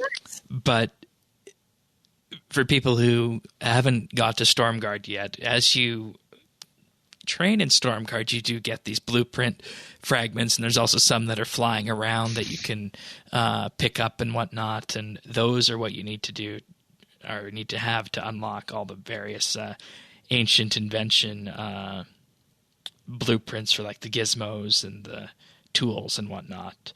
So yeah. And there's also a chance to unlock tradable and untradeable ones, so kind of the same way the agility tokens on Anachronia work, but the codex pages. The codex pages. Yeah. And the unlocks from player imports, where you can make tradable and untradeable versions of the armor and weapons and that kind of stuff. Yeah.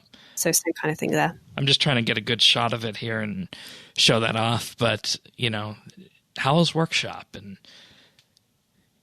Yeah. it was a bit surprising to me that this was unlocked through a research, because I think this was the first time that something in the skill was unlocked directly through a research. And, of course, talking about Ancient Invention here. Yeah. So you need to do Ancient Invention and Back to the Drawing Board and Howling Man are the the two special research you have to do to unlock this area. You have to do research for Infernal Source as well to get to all the way down. Oh, you have to do the Yes. research to find out you can use a Chaos Star, I think. Get down to the demon at the bottom. You're right. Yeah, I forgot about that. My bad. And I think there is another one, which is the. Can I spoil Warforge? Yeah. Yeah, go for it. There's spoilers, so just spoilers.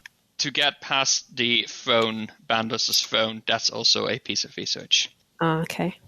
I wonder if... Oh, yeah, and Everlight as well, actually thinking about it. Well, yeah, there you go. Okay, we were completely wrong. Hey, we got one for each, and I was wrong. Excellent. Probably the Zaraosian one, but I haven't got quite that far yet. Yep.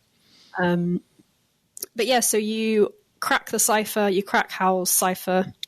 If you have a look at the pieces of paper on the floor, there's things that are taken from Leonardo da Vinci's notebooks. So you can see the wingsuit and the Vitruvian Man, but it's an aviansie. And even the tank, Leonardo da Vinci's little tank design. So he's obviously that's the inspiration in the model here. And obviously Leonardo da Vinci wrote in a cipher quite famously. So yeah, there's another influence there. And then there's also the things you can discover on the wall if you examine the wall with the blueprints. Yeah, I just want to talk about these briefly because you do get a little bit of character talking to yourself to reveal exposition, which I thought was a little bit clumsy, but I suppose they had to do it somehow. But I mean, what would be more fitting in unlocking invention-y related things than talking to yourself? Exactly, I suppose. I know Sirion talks to to himself all the time when he's making things. Am I? That's just programmers for you. Am I? Cells. But yeah, the experimental Aether reactor, which is the relic I think you were talking about. Oh no, wait, it's a different one you were talking about. But yeah, the Aether reactor gives you conservation of energy ability, which is the ability to regain 10% adrenaline after you've used an ultimate ability. Mm-hmm. The Golem framework, which is part of the Krez framework relic, which gives you divine conversion, which is the one we were talking about causing a problem earlier. And this, I think, had it's the next one that I think had the clumsiest line in the whole site.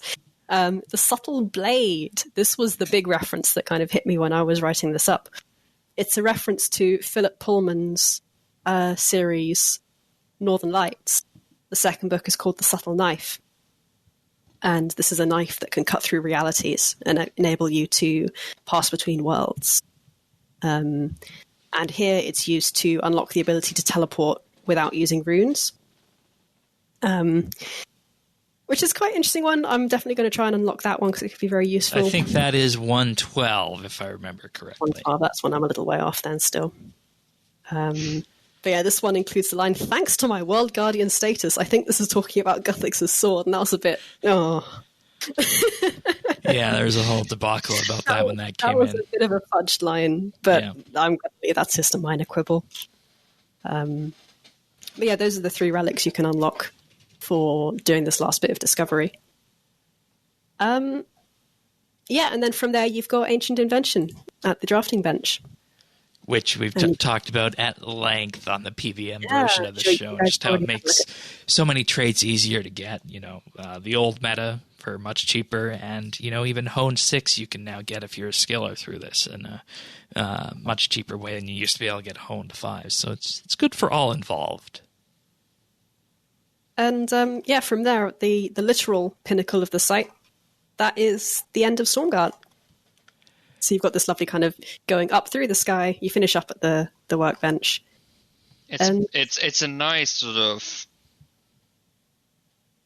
opposite to all the other sites where you dig deeper. Yeah. And here you sort of go up instead.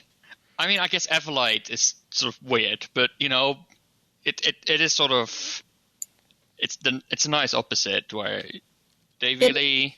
It's a really original idea to introduce a site that's in the sky. Yeah. I really like that. And that's what they said was going to be the whole point of the archaeology skills, that it just wouldn't be digging up old dusty things. It would be discovering new areas and methods of, fantasy. And, I think what you can see here is some of this concept art that you posted, and we went through this as well on launch, but the artist's renditions of what Stormguard would have looked like in the Third Age. Mm-hmm. Absolutely majestic.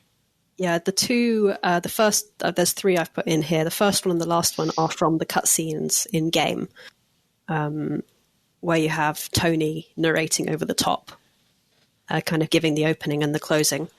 So these are official art that's in game. So you've got the first one where this is what Stormguard looked like when at its peak, the more detailed concept art, and the last one is Howl. You can see him, the little owl figure on his perch with the golem. It to me, looking at that last picture, right, gives me, if you look at sort of more trope-ish fantasy, that would have been a gnome. Like, gnomes are generally the tinkerers and all that stuff. So it's a nice little departure from that trope and finding a new role there, because gnomes forgot about the gnomes. Yeah, well, gnomes in RuneScape are very different than gnomes usually are. Like, gnomes are usually like the inventors and the tinkerers, while in RuneScape they're sort of really close to nature and close to the anima and all that stuff. So they're kind of one of the original Gothixian races. Yeah. So one thing that I noticed and I spotted at some point is I'm not there in game right now, so it's hard to explain exactly. But I know on the first island, at some point, there's something you can click, like on a wall or like something, and looks like a ghost. Oh, the aviansie spirits. Yeah, exactly. Yeah, I haven't actually managed to uncover this yet, and I probably should have done. Huh. I haven't even seen them. Please do elaborate. Yeah, Siren, have you got any more on that? Not from the top of my head. I know I can just... I was just excavating. I was like, hey, this looks like a clickable thing. Let's click it. And a aviansie spirit showed up. And oh, I've got it here. It's an achievement called Abana resting here for a while. Yeah. There are 5 aviansie spirits within the Citadel in very small kind of urns. Very, very tiny, looking by the screenshots. They are really hard to find, yeah. And you free them, and you get to talk to them. Yeah, I'm not sure if they have super interesting conversation, like in dialogue, but yeah, it's like another little thing.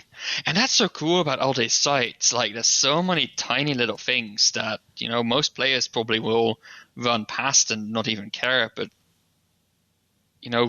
the small number of players that spots it and spots the depth, it's worth it, I think, because it really gives that feeling of there being more to it than there is. Yeah, I legit did not see that. Interesting. I'll have to go back and pick that up. Pick those up. So I think it was just on the main island after you came in, where the excavation sites are? There's 2 on the main island, 1 at the Night Guard Tower, 1 at the Day Guard Tower, and 1 at the southwestern island. Oh, they're tiny urns. Yeah, I've just found one. Yeah. Oh, yeah, and you unlock a spirit. Oh, okay. Uh-oh, that doesn't sound good. So the spirits... so I've just unlocked Krigal. You talk to him and he says Usun, which I assume is his partner. Mm-hmm. So I think that's what these are. These are the spirits, and they say their partners' names. Oh, that's sad. And then they vanish. Yeah. Oh, bless. Yeah, I find it impressive how much depth and dimensions they added to all this storytelling. Yeah. I find it interesting how much they added on top of the critical path. Yeah. There's the core path of the skill that they put through it and all like the basic mechanics, but there is so much. I suppose I don't know whether this is the right term for it, but I call it fluff.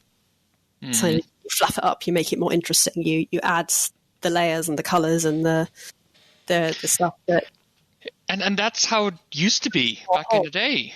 You know, the books used to be optional. All the examine text that were added to all the new areas and all the new quests. You know, that's where the first lore hounds like came into play, right? Like people would go and examine all the text, and there was so much hidden lore to be found there already. And then they sort of lost that for a long time. Where like Fifth Dinners to me is sort of the saddest part of this journey, where you cannot examine all, like you can hardly examine anything in Fifth Dinners. Yeah. It's all just geometry. It's all yeah, exactly. And it feels, and that's what it's one of the reasons why to this day I do not like that city. Like it looks pretty, and it has a lot of cool training methods, but it feels flat. It feels, there's no depth to it. That it feels like there's something missing there, and that is something they really avoided here. And like that's what the quest is about. But each of the dig sites feels like it has a history to it. It feels like it is centuries old, and it tells a story beyond what we see at first, if we want to look past the facade of what we see if we just look at it. And that's something the game has really been lacking in years. And yeah, that's why we said when this came out, it's been one of the most RuneScape-y updates that the game has ever had, which everybody absolutely loved having. So, and you just hit it out of the park. And I feel like whenever we do these lore episodes, I learn something more about this from the discussion. So hopefully this has been useful to our listeners here.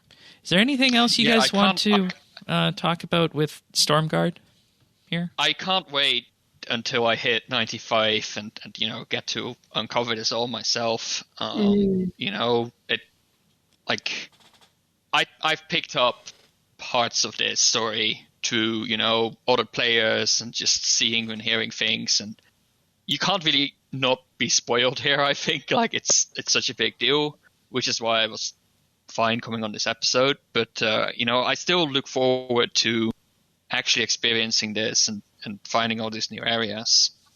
And I would recommend, like, for everyone who's doing this skill and everyone who's still doing it, I know a lot of people have finished it by now, and even if people have rushed through it to their 200 mil, go back and take your time and just be in the environments, turn the music on, and kind of let yourself just be there for a while, because so much work has gone into creating these places and making them feel so real and deep, and there is so much stuff in them.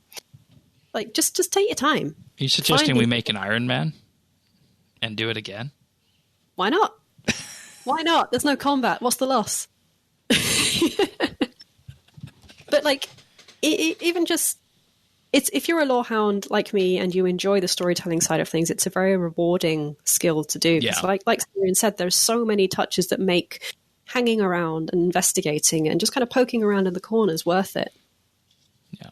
Yeah, and I think sort of for me, I've avoided using too many guides. I have to admit, I'm not entirely I've gone it blind, mostly.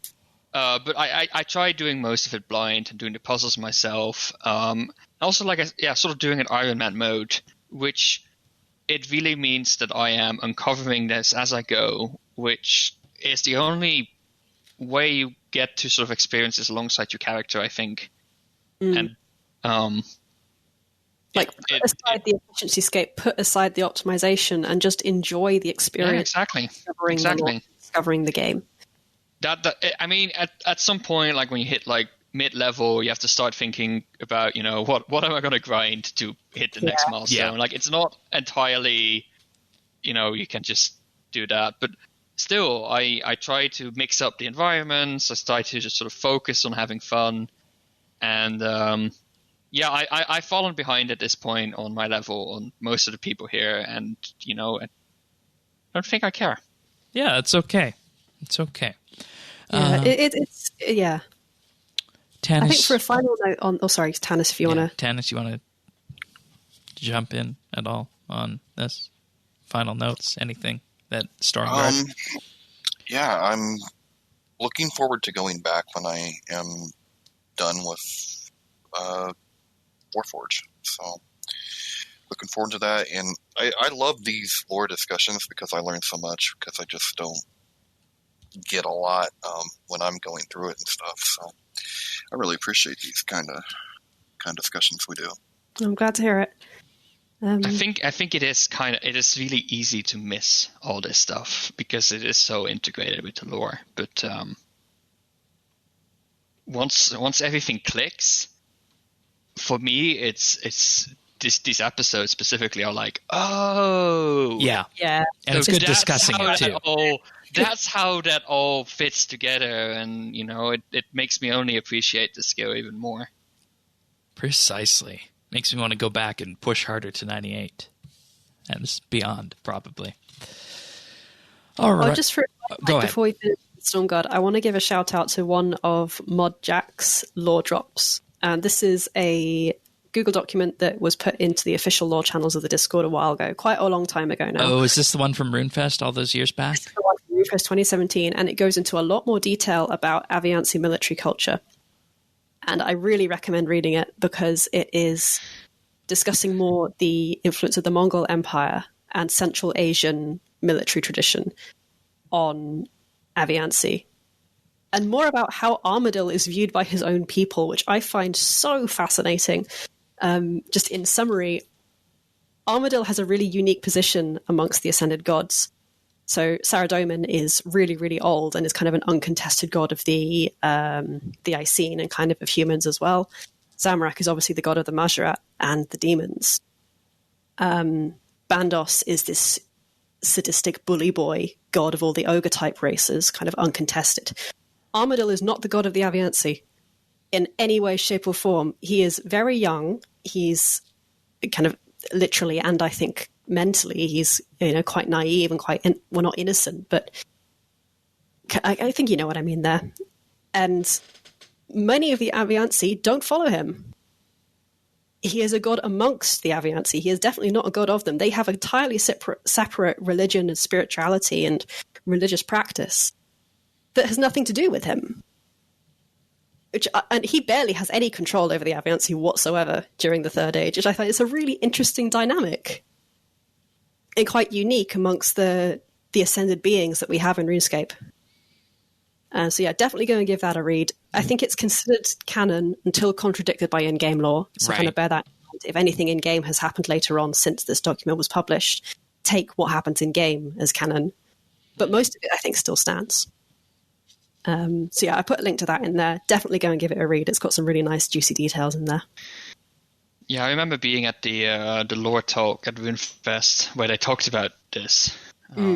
It sounds like there's more in the doc than they dropped there, but was one of the. It was a super interesting talk. I really, really enjoyed that. It was a shame it wasn't a tent outside, but yeah, it was kind of shoved off to the side, wasn't it? Yeah, it wasn't. That was a bit disappointing, but I think it was a great talk, and I'll definitely go and give that a read. Yeah, it's also got some details about Zamorak and Saradomin forces in the same age, so there's more information in there as well that I think I'll refer back to whenever we get to Everlight.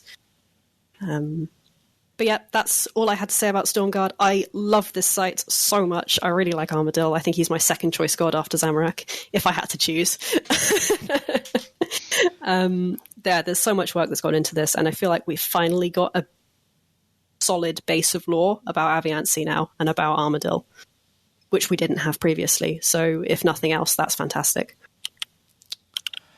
All right, I agree. 110% on that.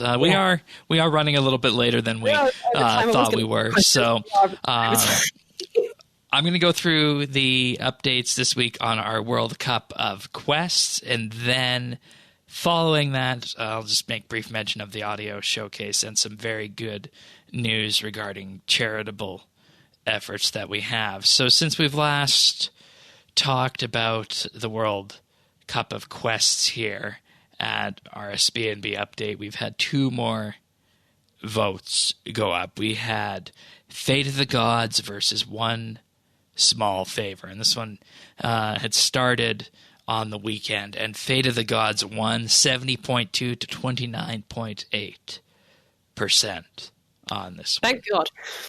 Yes. I voted for One Small Favor. I know, and we had quite the lively discussion in Clan Quest about this.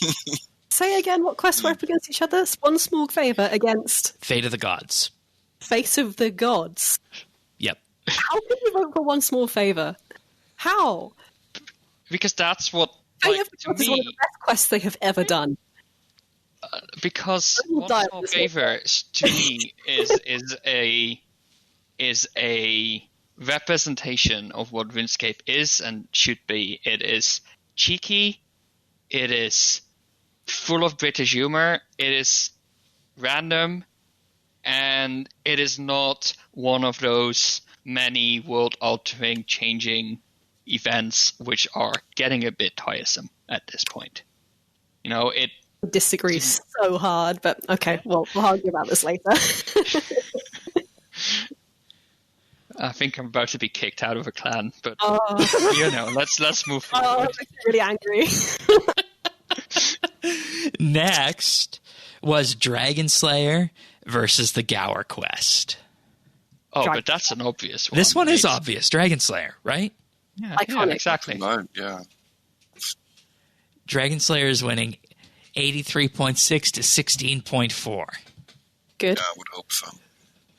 And I voted for Dragon Slayer on this one. It's the one I hope that wins at the end of the day. That's fair. Yep. Just because it's, Desert Treasure I wanted in there, but that one got beat, unfortunately, at the beginning by While Gothic Sleeps.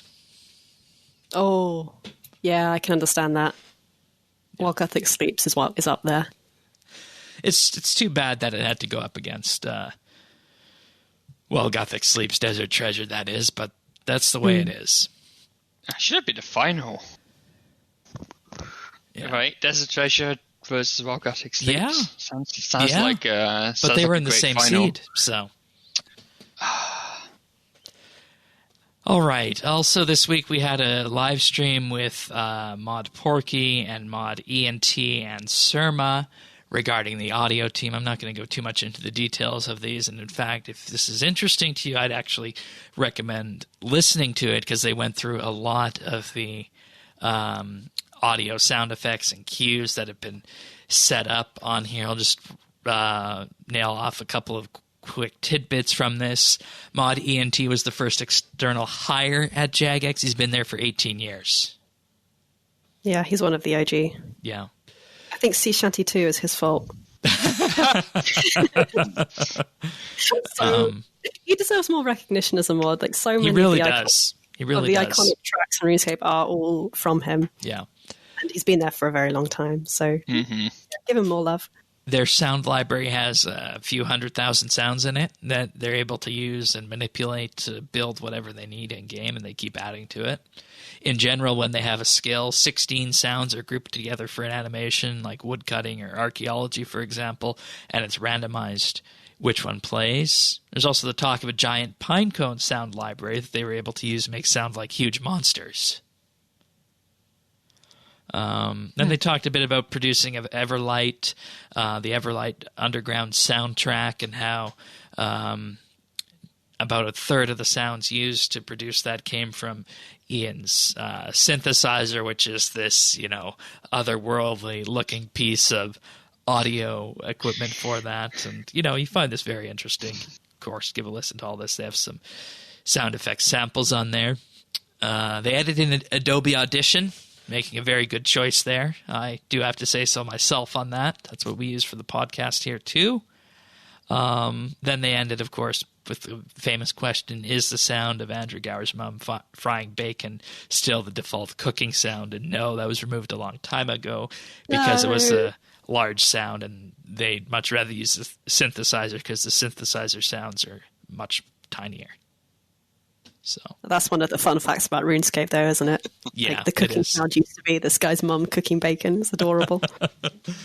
Then there was also a brief discussion about communication, which I think if we talk about that, we'll be here for another hour. But the official line that came from this was that they're aware that there is a desire for more communication. They can't comment right now, and progress is being made internally. As much as we can hope for at this stage. Yeah, and I mean, given the news we talked about last week, kind of makes sense why. So we're still waiting for the new fella to be introduced with a mod name. All right, and final piece of news, RS, Old School, and Jagex in total have donated more than $250,000 to charity over the past few months here. And this was in a recent video update that was posted by Mod Pips. And, you know, I think we can all pat ourselves on the back because this goes to their charitable partners, the Princess Trust, CPSL Mind, and Rise Above the Disorder. And they break it down based on event. So for the mental health event from the 18th to the 24th of May, they raised £104,000 from that 1 week-long event. From the drop, when they ran that, $34,500. The Old School 1v1 tournament charity, £6,000. Old School charity Dead Man Mode tournament, £25,000. And Old School Level Up for charity on April 29th, another $34,500 for a grand total of £204,000 plus the initial $100,000 that Jagex was going to donate for the total of $204,000. That's awesome. And, yeah, that's brilliant. And people always wonder, you know, what does Mental Health Awareness Week do for us, and what does it do for their charities? Well, here's the answer: £104,000 for a 1 week long event, which is substantial when you think about it. So, well done, everyone. Well done. Well, so that's really good news. Alrighty. We do have a listener discussion question that we do have time for before we start ramping down. But before we do that, I'll just take a moment to thank our listeners for this episode and so much more. This week, I'd like to thank Brock H., Cameron, Cass, CGB 900, Christian S., Diana, Jade Gizmo, Jade W., James W., Jason S., Joe M., John P., and Jelly. Boy, we have a lot of J names in here, don't we? Kyle, Mr. Ling, Nora, Our Memories, Rastafa, Ricky A., Rippeth, Steve D., The Naked Captain, The Lion, Tom V., Zant, and Zez. Thank you all of you for your support. It truly does mean the world to us. And if this sounds at all interesting to you, just head over to patreon.com/RSBANDB. And this is where I get to spill a little bit about what the monthly bit's going to look like this month. It's going to be a little bit different than normal in that it's not going to be one contiguous episode. What you can expect through the remainder of June is you can expect a series of sit-down, one-on-one discussions with myself and some of the legends of RSBANDBupdate over the last 15 years. And you guys don't know who these people are in all likelihood, you guys who are here right now. But we are talking about people like the first Brad Woodward, our second co-host, Chief Snake, Brad number 2, Paul, PFK99s, Earth, and of course Trekkie. And, you know, we wanted to get our very first co-host Pika on board, but I unfortunately have lost contact with him. But you can look forward to a series of one-on-one sit-downs with these people who go back years into the podcast. And we're just going to talk a little bit about RSBANDBupdate past to focus in on our 15-year anniversary with this, and this is actually going to be something that's going to be really interesting to do because we really haven't had a chance to reflect with these people about what the podcast has done, what it meant to them, how they felt doing it, and how things have changed since then. So if this sounds at all interesting to you, just head over to patreon.com/RSBANDB. We hope to have the first one up this weekend. And, I'm not going to spoil who the first one is, but it's going to be someone that you guys have heard before. And there might be some other surprises along the way, too. So, with that being said, I suggested to do 4 episodes with me, but we figured that then every monthly bit in the future would just suck in comparison to those 4 episodes. So we decided to hold off on that for the time being. Yeah, and I told these guys here, Tanis and Syria, and I said, you guys probably want to be legends, and you are, but it can't be anyone who's active. So this isn't a solution for you guys to go and retire, or an excuse to go and retire. But all of that and more at patreon.com/RSBANDB. Thank you so much, everyone. Bit of an abridged Patreon spot, but I wanted to really put the emphasis on our legendary coverage that we're going to be doing this week. And I mean, I don't know of too many other podcasts who have legendary co-hosts out there. Legendary. Do they get their own the soundboard? Come on. Do they get their own what? Jingles. I mean, I would love to have that, but unfortunately we don't. You know what I'd also like for them to have is I'd like for them to have their own foil RSBANB update trading card, because these are the kind you'd put in the pack that are like the foil Pokemon cards, Shinies. Yeah, exactly. Shiny hosts. And you guys are working your way up there too. All of you. I'll heckle from the sidelines. No, you're going to be in that deck too. No. You're going to be in the deck. How dare you? Alrighty. Question this week from Questcaping. Stormguard Citadel, and I should add Questcaping is a Clem Quest member. Stormguard Citadel is, in my opinion, one of the most visually stunning places in RuneScape. What are your favorites? Let's start with you, Sirion. Oh, any place. Not just dig sites. Yeah, any place. Oh shit, that's way harder. Why did you start with me? All right. I'll go first then, because, I always have to talk about this. And, dig sites aside, Everlight is still leaning for me as being one of the most visually stunning. But back in the day, I think, there's different ways of looking at it, different eras, I guess you could say. I never forget that first cutscene of you walking into Prif when that first launched. That was one of the most visually stunning things that RS has had. It's one of the things that I remember covering on the show, speaking of 15 years, and it's something we've been waiting decade plus for to gain access to. So that's always there. Sirion's probably going to shoot me for this, but I have to say Anachronia. Yeah, I will shoot you, literally. And probably aside from that, Tardiad is also pretty nice too. The Elven homeworld. Yes, actually, that's a very pretty one. So those would be my 3 or 4 ideas. Who wants to go next? I'll go next if Sirion's being indecisive. I am. Okay, you can sit and be indecisive for a while. I'm going to ignore the dig sites because we're going to cover too that easy. Too easy, yeah. I think ignoring those, it's the Wilderness Volcano Crater with the Gothic sword in the crater. I think it's a really beautiful place. That Divination Rift is one of my favorite places in game. With the sword and the atmosphere of it is lovely. The Lost Grove, Solex Islands, is gorgeous. Oh, you better say what I'm thinking next. You all right, Shane? Yeah, I forgot about that one. Check your pants or anything,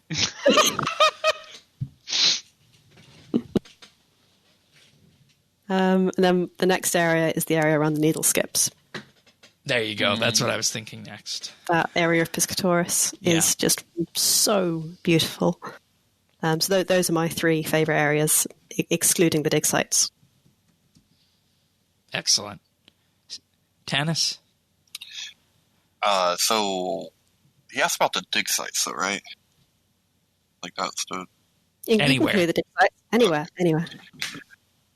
So I was like, my favorite dig site had been the Warforge until I got through the gate, and now I don't love it as much. I'm actually kind of starting to really come around to Everlight a lot.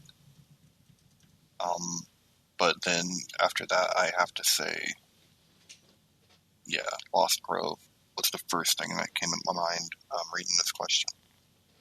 So it's amazing, isn't it? It's so pretty.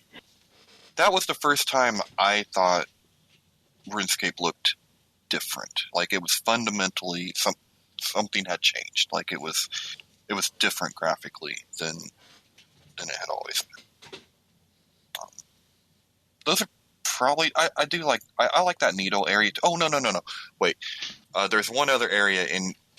I mean, it's so big, like, but I'm gonna cheat and say the whole thing. So the whole thing, but Frenesque is awesome. Yeah. Okay. Yes. How was that for you, given the coloring there? Well, that stuff is a little rough, but I think I switched to grayscale on that. Okay. When I had to, make things happen. But I've spent plenty of time when I didn't have any filters on in there, and I really like Frenesque. I think it's so different. You know what I mean? It's so different from the rest of the other areas in game. All right. Sirion, have you decided? I have. Uh-huh. I mean, I'm gonna think of something like tomorrow and hit myself. But there's definitely when it comes to dig sites, I love Warforge, the first area. Like the second area is disappointing when you get there. I found the first area so claustrophobic. But that's what makes it so great. Yes. That's what makes it so atmospheric. That, to me, was the first area that felt truly atmospheric in RuneScape to me. That felt like a whole, while it still also is very playable. So I thought that was really, really well done. Other than that, I'm a sucker for graphical reworks. Falador, for example, like the new Falador looks great. I've seen when they started working on the Sears Village rework back in so many years ago, they dropped the work, but the previous on that looked absolutely amazing as well. But I think the one that I like most is the Wizard's Tower. Okay. Good pick. The Wizard's Tower is it's a beautiful thing. I every time I come there, I'm impressed still. So I think that's really one of the most stunning places in the game for me. All right. I think that covers pretty much everything. And, it just shows that what a modern era that we live in, the fact that we can all rattle off different areas that we see as being our favorite visually stunning area in RuneScape. And it just shows the direction that the game has really changed over the past 7 years or so on that. And that's a really good thing to be able to talk about. Absolutely, and I think we're all in the same boat as Sirion too, because we're going to think of like a bunch of different things, and as we get off the air tonight, we're going to be like, that's.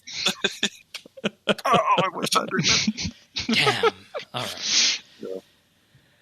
All right. Thank you, Questscaping. If you guys want to send your own questions in, email them questions@rsbnb.com or drop them off to Twitter at RSBANDB.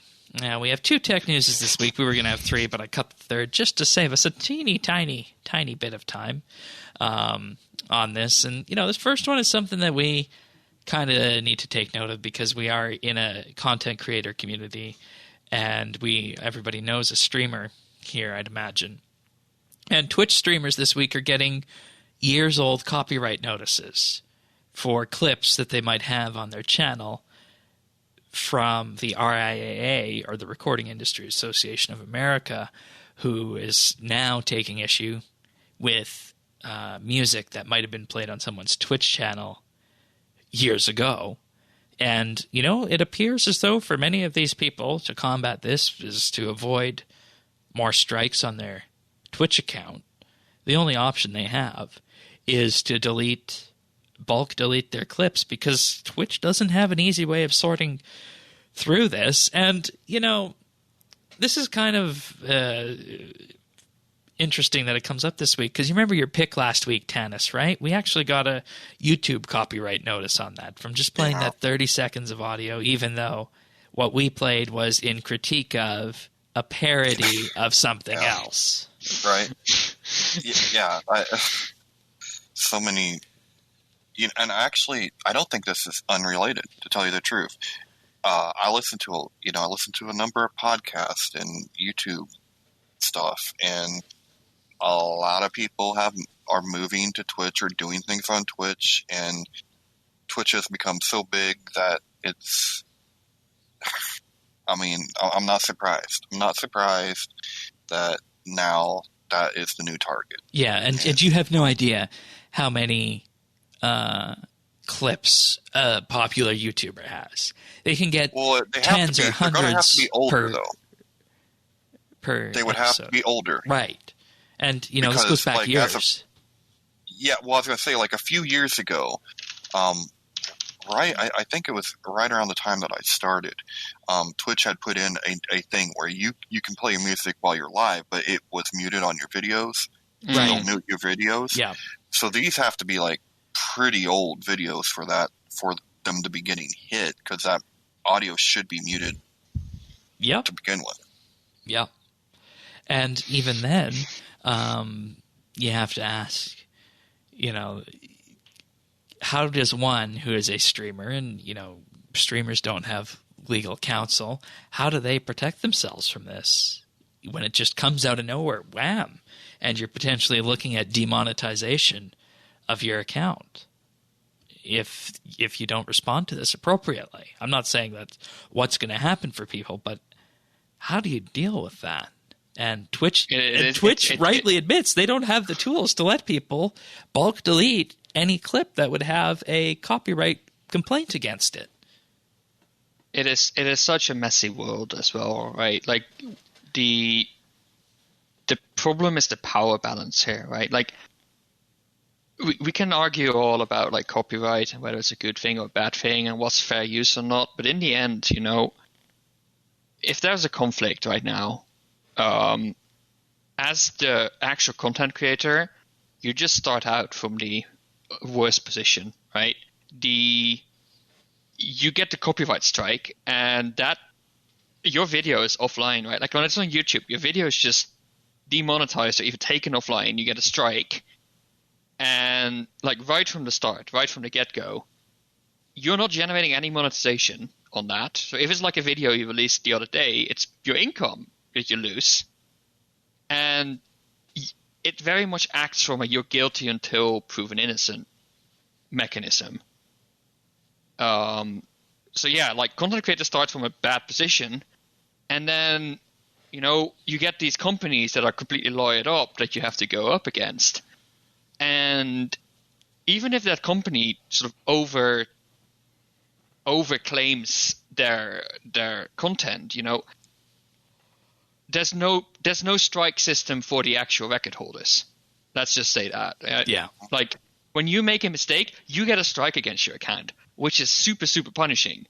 But when a record holder makes a mistake, nothing happens. There's no repercussions.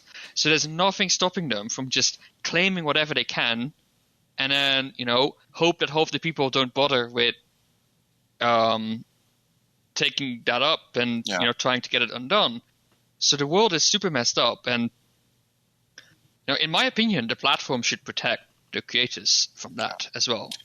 I mean, and that's the responsibility they're not taking here. Apparently one of the Twitch customer representatives told this very popular streamer that the only way to be 100% safe with this is to just delete all your 100,000 plus clips you have.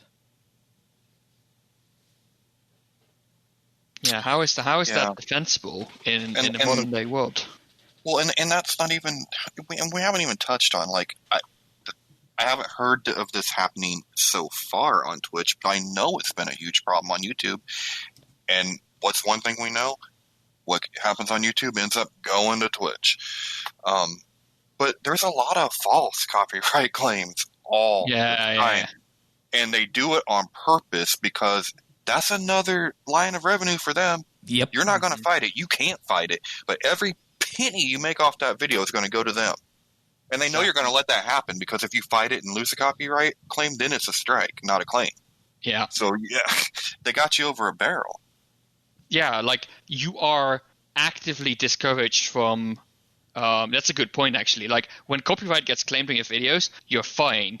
But when you fight it and you lose it, that's a strike against your account. So the platform is built in such a way that it discourages you from fighting one of these claims, which sounds so broken to me. Yeah. Yeah. Great. Like, I have seen massive channels of passionate people be utterly destroyed or almost destroyed by this. And it is just the saddest thing to see. And it's not going to stop. Right now it's Twitch. Okay, when they're done with them, they're going to go to Mixer. They're going to go to every one of these. They're not done. Yeah, this is the newest gambit because they can't go after people who are downloading music anymore because everybody, just gets it from the streaming services and the like. And I actually want to talk about this because there's a tweet this week by Mod Lord, one of the other folks on the music team at Jagex, and he says we released the RuneScape and old school RuneScape soundtracks in a way that means they're not copyright protected on YouTube and Twitch, so feel free to use and now have the hundreds of tracks that we have on our streaming services. And this is Jagex doing this for their game. Well, that's good because I have heard of streamers before getting hit from just playing the music in the game. Yeah. I mean, you still can get hit. There's some really, like, some games like GTA is a big one, right? Like the soundtrack of those games are actual, like, hip-hop songs, for example. Yeah. And some games have original music, like I think Dishonored has some original songs that were written specifically for the game. But that's good to hear about the RuneScape music in particular. But there's one YouTube channel that is basically a repository of every single RuneScape track that has ever been, and it was taken off a few weeks ago. And a lot of people were really worried, like, has Jagex done a copyright strike on this unauthorized account? So it's good to hear. It did come back after a couple of weeks. I think it was a mistake or maybe a false copyright claim. So it's good to hear that they're not going to strike anyone for using their tracks. And they've put that out publicly that they're not going to do that. My worry is that, someone is going to come along and they're going to download all those tracks and then upload them to YouTube in a way that does say, hey, I made this. And then they are going to, strike all these tracks because who's to stop somebody else from claiming Jagex's tracks as their property? I think that's when Jagex lawyers up. Yeah, but if you hide your tracks, in other channels. If you hide your tracks well enough, you're just going to run away with the money. I suppose, yeah. And in the meantime, all these creators have to deal with the fallout of that. So yeah. Not a good situation. But we do have some other tech news this week. We actually, just as of recording here, we got some fresh and juicy details on the PlayStation 5, and in particular on this. I'm not that much of a PlayStation 5 person here, but what we know so far is that we're, of course, getting an expanded and enhanced version of GTA 5, which, seems to always be something that comes along with new PlayStation consoles. We got some details on the hardware earlier, and there's already a meme going around of what is this exactly? It looks like the PlayStation 5 is something with The pieces. PlayStation 5, it looks really futuristic, and it basically looks like a black box with two pieces of paper stuck to the side. It does, yes. It does. It's a very odd design. I don't like white consoles. I really, really don't like white hardware.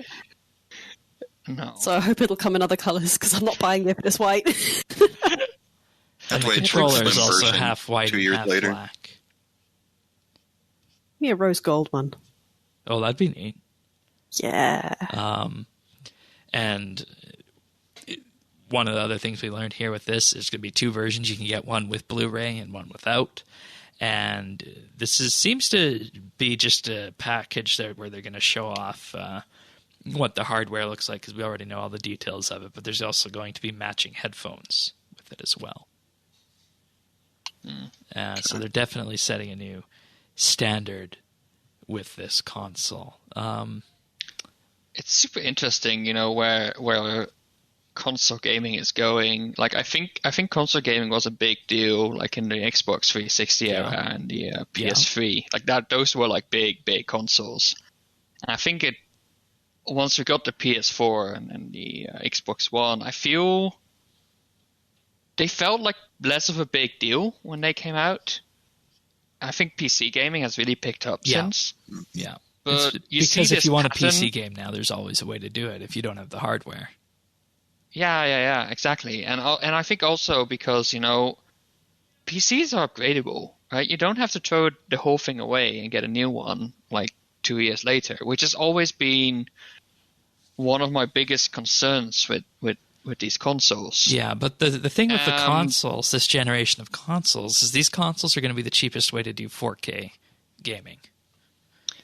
That's a good point. And I think also the way it's going to work is that, a lot of games that are going to come out over the next year, they're going to still run on the PS4. Like, the PS4 is not that old yet, right? And same with the Xbox One. Like, these are much more incremental upgrades than, a completely new generation of consoles.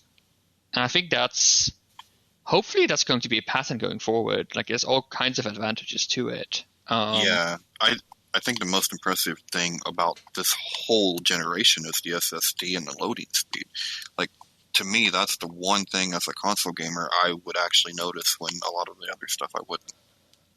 But that is noticeable. Like, that makes a difference. And for people who have this all on their PCs already, it's an SSD. And you want to get a SSD that has similar performance. Get one that's hooked up to the PCIe bus, and you're good to go. So. But yeah, like all PlayStation 4 games will run on the PS5, if I remember correct, and I think the same holds for like the Xbox, which is Xbox is all the way, and I don't think Sony has quite made up their mind. They said it was going all the way back, and now it's only back to the 4, and there's been some back and forth on that, which doesn't surprise me. Sony's always been kind of assholes when it comes to backwards compatibility. Microsoft is a bit too much backwards compatibility. Oh yeah, you can run 360 games on the One, and you'll be able to run that on the new One X as well. See, I love that though, because it's being someone that enjoys like retro gaming. Sometimes that's kind of cool to me. It just saves me room on other consoles taking up dust. I mean, honestly, these announcements, I don't think there's going to be anything that can be in them that's going to convince me to get them. The only reason I have a PS3, I haven't used it that much actually. I think it's one of those things that I'm not sure it was worth the effort of getting it. I do have a bunch of Nintendo consoles lying around, mostly because the ecosystem of Nintendo is very specific.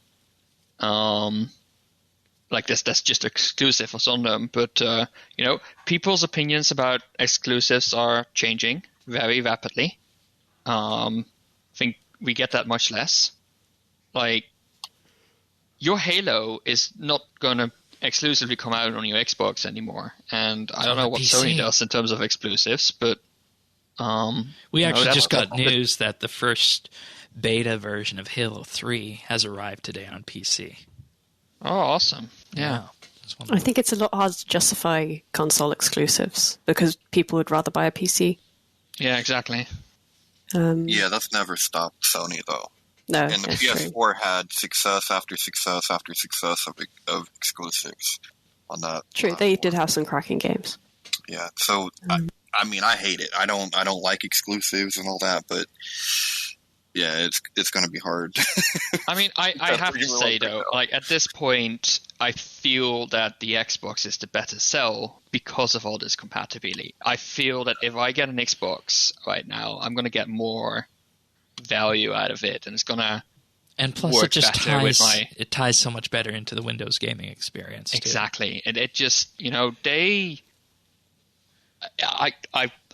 I would not have expected me to say this like a few years ago, but I feel that Microsoft got their gaming down. They're getting a lot of stuff right. They're getting it right, and that's they're even getting impressive. Windows right. Yeah, I guess. So yeah, like I don't know. I guess we got what we wanted out of the PS5 presentation, which is a new meme. So, that's pretty cool trailers as well. I was keeping an eye on the game announcements as well, and it looks like there's some pretty cool ones in there. So there's Horizon Zero Dawn sequel.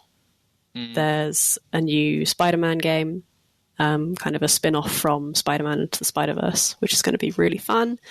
A few from Annapurna Interactive, and they always make incredible games, or they publish really, really awesome games, so I'm excited for those. So there looks like there's some interesting stuff coming up on it. I kind of hope they're not exclusive. Yeah.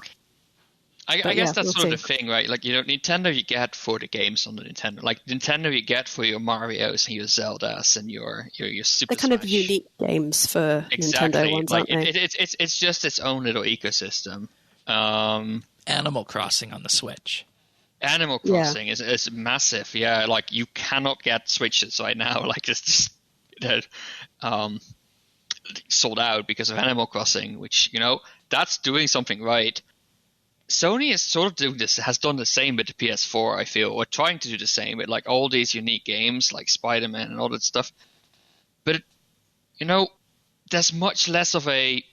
I mean, all these Nintendo games have like cult following at this point, right? Like, if there's a new Zelda coming out, I'm buying it. I'm trash like that. I will get it, period.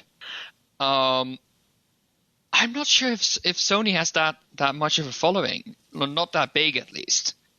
So it's going to be interesting to see where they're going to go in the future, because I'm not sure if their current model is entirely sustainable. It'd be interesting as more and more people who game have PCs and customize their own PCs as well, and can consoles even compete with that? Like that customizability and upgradability. Well, they'll always be able to compete like that because, look, until I was able to afford a gaming computer or even step foot in that world, I was a gamer, and I had a console. And I was always a PlayStation guy myself. The last console I got was a PlayStation 3, although I have to say that's much more of a home entertainment thing than part of the reason I got it. That's what the Xbox One initially started out as too, and that's what I use it for. If I get another console, I probably will. I would probably go with an Xbox this time, with the Series X, for those reasons. But I don't even know if I need that now, because everything that I did on the PlayStation, we kind of do on the Apple TV, other than play videos. Other than eat this video, like a DVD. So, like my PS3 was a big deal. Like I ran Blu-rays on it. I used it. I had it could do like network, like play videos from network, which was a big thing back then. Like these days you have like Apple TV or like your Chromecast or your Amazon Fire Stick, I think it's called. It's just such a stupid name. Really dumb name. But it's never been easier to just run something on your TV. That wasn't very trivial back in the day. So my PS3 was, you're right. It was mainly a multimedia device, and it's not needed anymore. So the first games I played were on PlayStation 2, PlayStation 3. Like I grew up playing PlayStation games But since I've kind of graduated onto PC games now, I'm like building my own gaming PC, which has worked out cheaper. Like, I don't think I'd go back to getting a PlayStation. And I'm definitely not touching an Xbox. Oh, because at work I'm usually assigned Xbox testing, and I fucking hate it. It is the worst thing in the world to test against. Fucking sake, Microsoft, get your shit together. All right, on that note, I think we could move on to other things. We got the range skill of the month going on. Ada Darkmoor's gained just over 1 million XP in the last week or so. Lead change there. Second place, we have Casper with 922k, and in third, we have Ripeth with just 30k, so a little bit of a two-way race going on there. If you guys want to sign up for the Race Myself Agility contest that begins on June 15th, you can do that too. Just head over to rsbnb.com/skotm. Starts on the 15th at midnight game time. And speaking of things that people have achieved on this front, we have some achievements this week. Starting off, we have Colton with 99 Archaeology on June 10th. Hemsky with 99 Dungeoneering. Lady Claw with 120 Farming, also on the 10th. Aaron Dill 20 got 99 Dungeoneering on the 9th. And Mythica UK got 99 Archaeology, also on the 9th. Shay Dardo got 99 Archaeology on June 9. Z got 120 Archaeology on June 9.